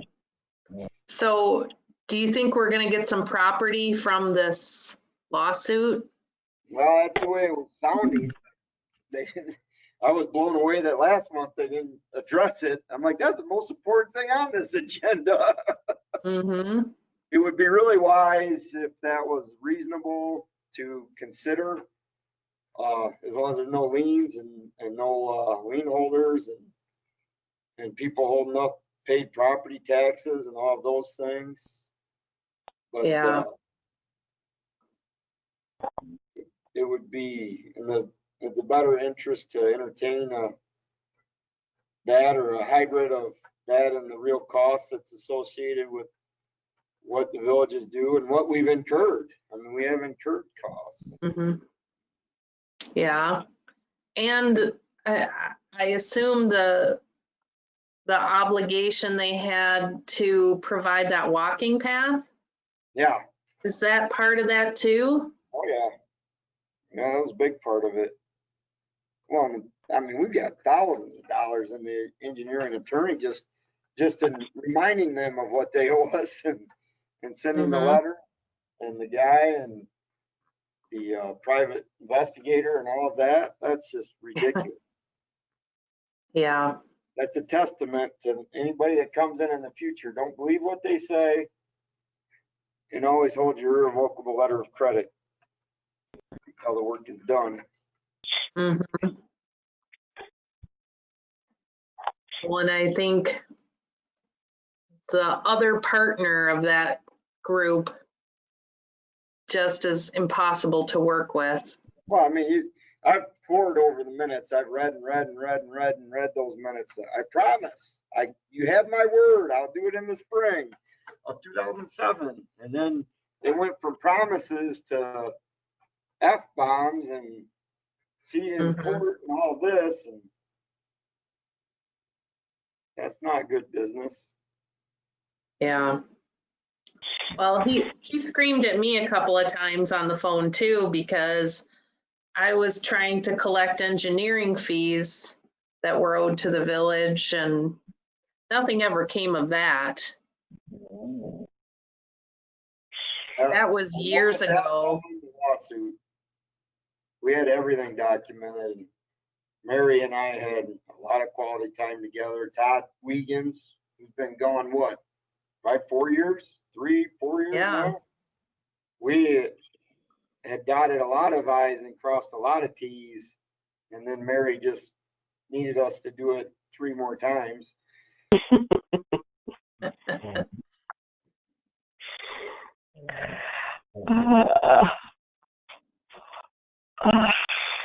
Okay, so last month the meeting went to 10:15. Do you think we're going to break that? No. Oh, I don't think we're gonna beat that. I'm sorry, Kelly. Yeah, we're not gonna beat that out. We'll still be talking after 10:15. Okay. Well, I think at 10:15, if they haven't come back, maybe that'll be my deadline. That'll leave me here by myself. I gotta keep this open. Oh, I'll stay if. That's okay. No. Don't worry about that. I'll hang out till they come back because I have to keep the recording on till they return. Oh yeah. Yeah. Otherwise, it creates another meeting, and then I have to. Recording on? We're being recorded? Yeah. Yeah. All right. We may have to edit this. I've done that before.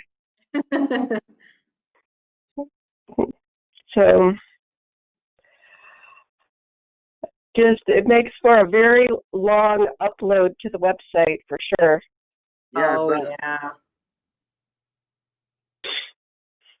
It's been nice when I have to type minutes for the finance committee, being able to actually just go back to the meeting and watch it. But Yeah. Yeah, I it do the same. probably takes a little longer than if I would have just tried to remember. Yeah, I do the same for zoning. I take some scratch notes, but for the most part, to capture all the details that they're talking about, Yeah. it's just easier to listen, type it up from there. Yeah.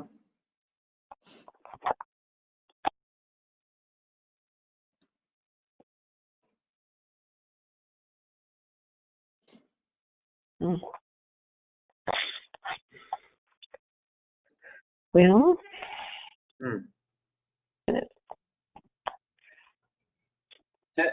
my SCADA clock says 10:16, so I really would be in the lead here. Oh. My, oh, because it's 3 minutes fast. Mine says 10:11. My cell phone says 10:13. Oh yeah, my phone says 10:12. Must be in different. Must be closer and further away from the sun. There you go. Isn't that all so that we can't be bombed? Don't they have the satellites offset? Oh, really?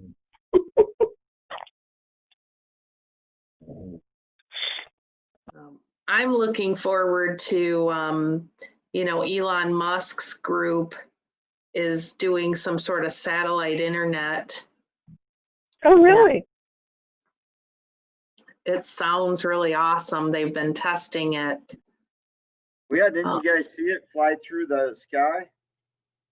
Looks like a train. No, you could see it for real. Looks like Santa Claus from National Lampoon's Vacation.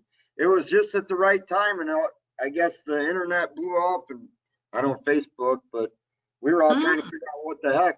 It's really happening. Yeah. I never was interested in electric vehicles. I just pictured, the 1980s and Ed Begley Jr. and just some weird stuff. But since my husband got the Tesla and I'm just a 100% convert, I love the car. I love everything about it. And Elon Musk is changing the world. I mean, there's going to be trucks. They're so far ahead of all the regular automakers. They're years ahead.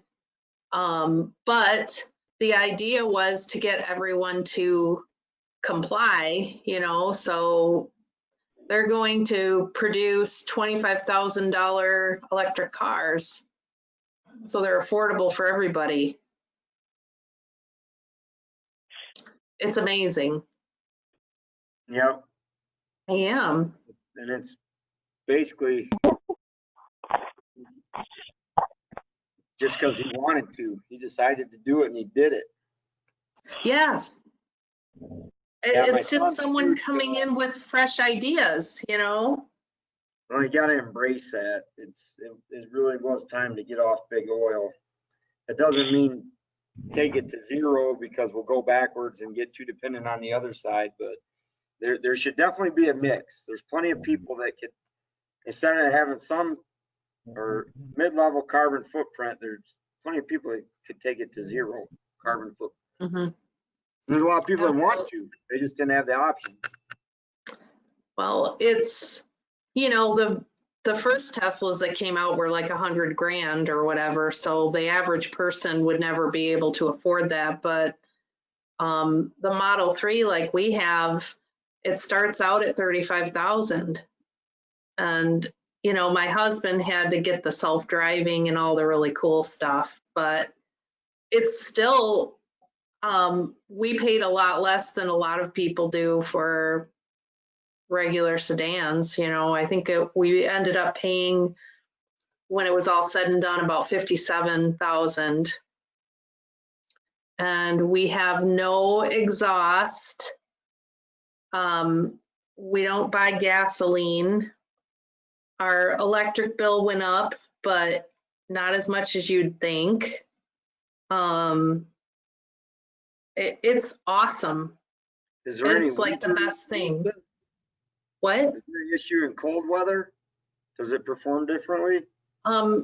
We have experienced, one time we were coming back from Madison and it was cold and there was a strong wind and it did use a lot more energy than a regular time. And we should have just, you know, we were new with it. We bought it in December of last year, so we only had it like a month. And I think they're coming back.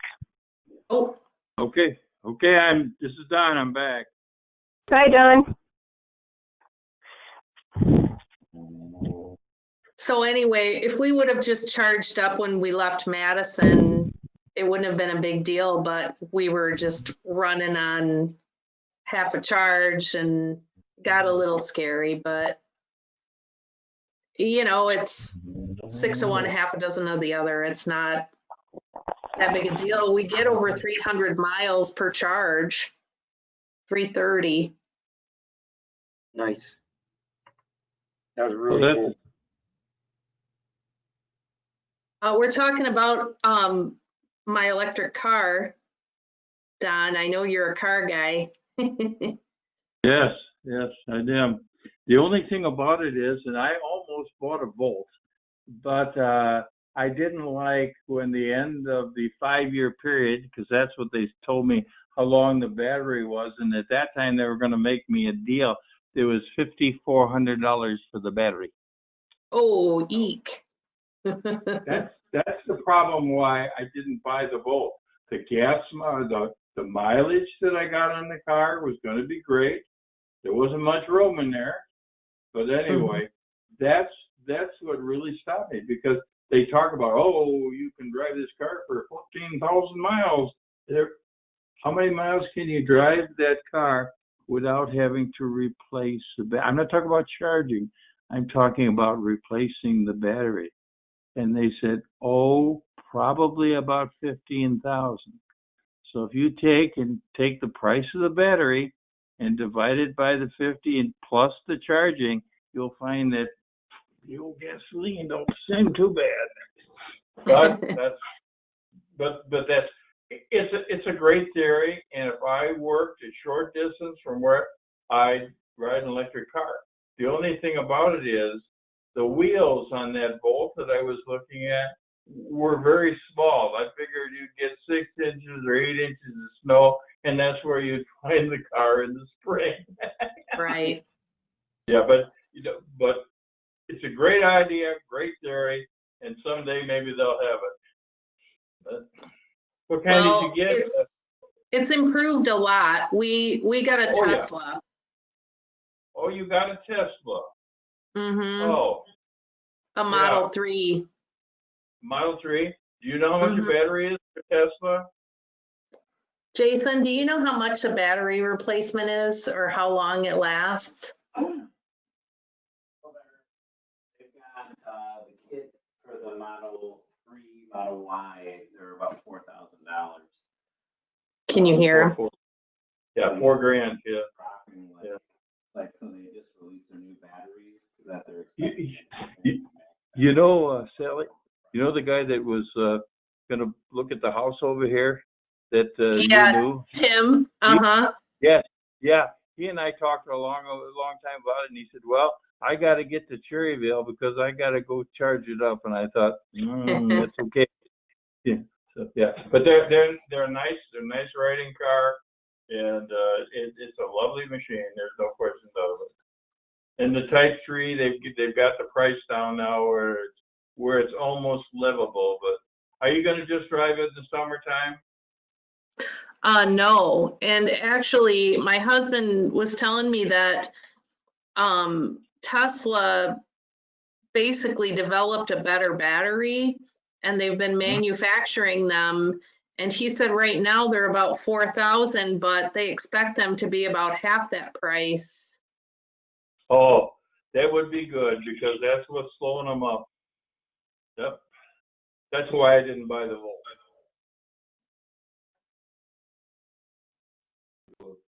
Are we having the meeting there now? We are. Don, Mary's joined in, I've joined in, Jeremy's joined in, Julie's joined in. We have caller 10. Is that Sally? And Stan, okay, Stan is caller 10. Okay. Jeremy, again, I did not have the opportunity to log in, so I got it. You're done. either Kelly or Jeremy, you can just type in. Thank you for doing that. You're welcome. And once And we're still recording in this meeting, just to let you know. Perfect.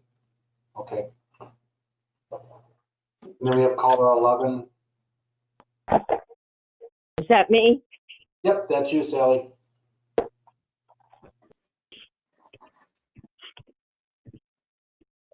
So it looks like we have everybody that came out of executive session back into regular session. So let's.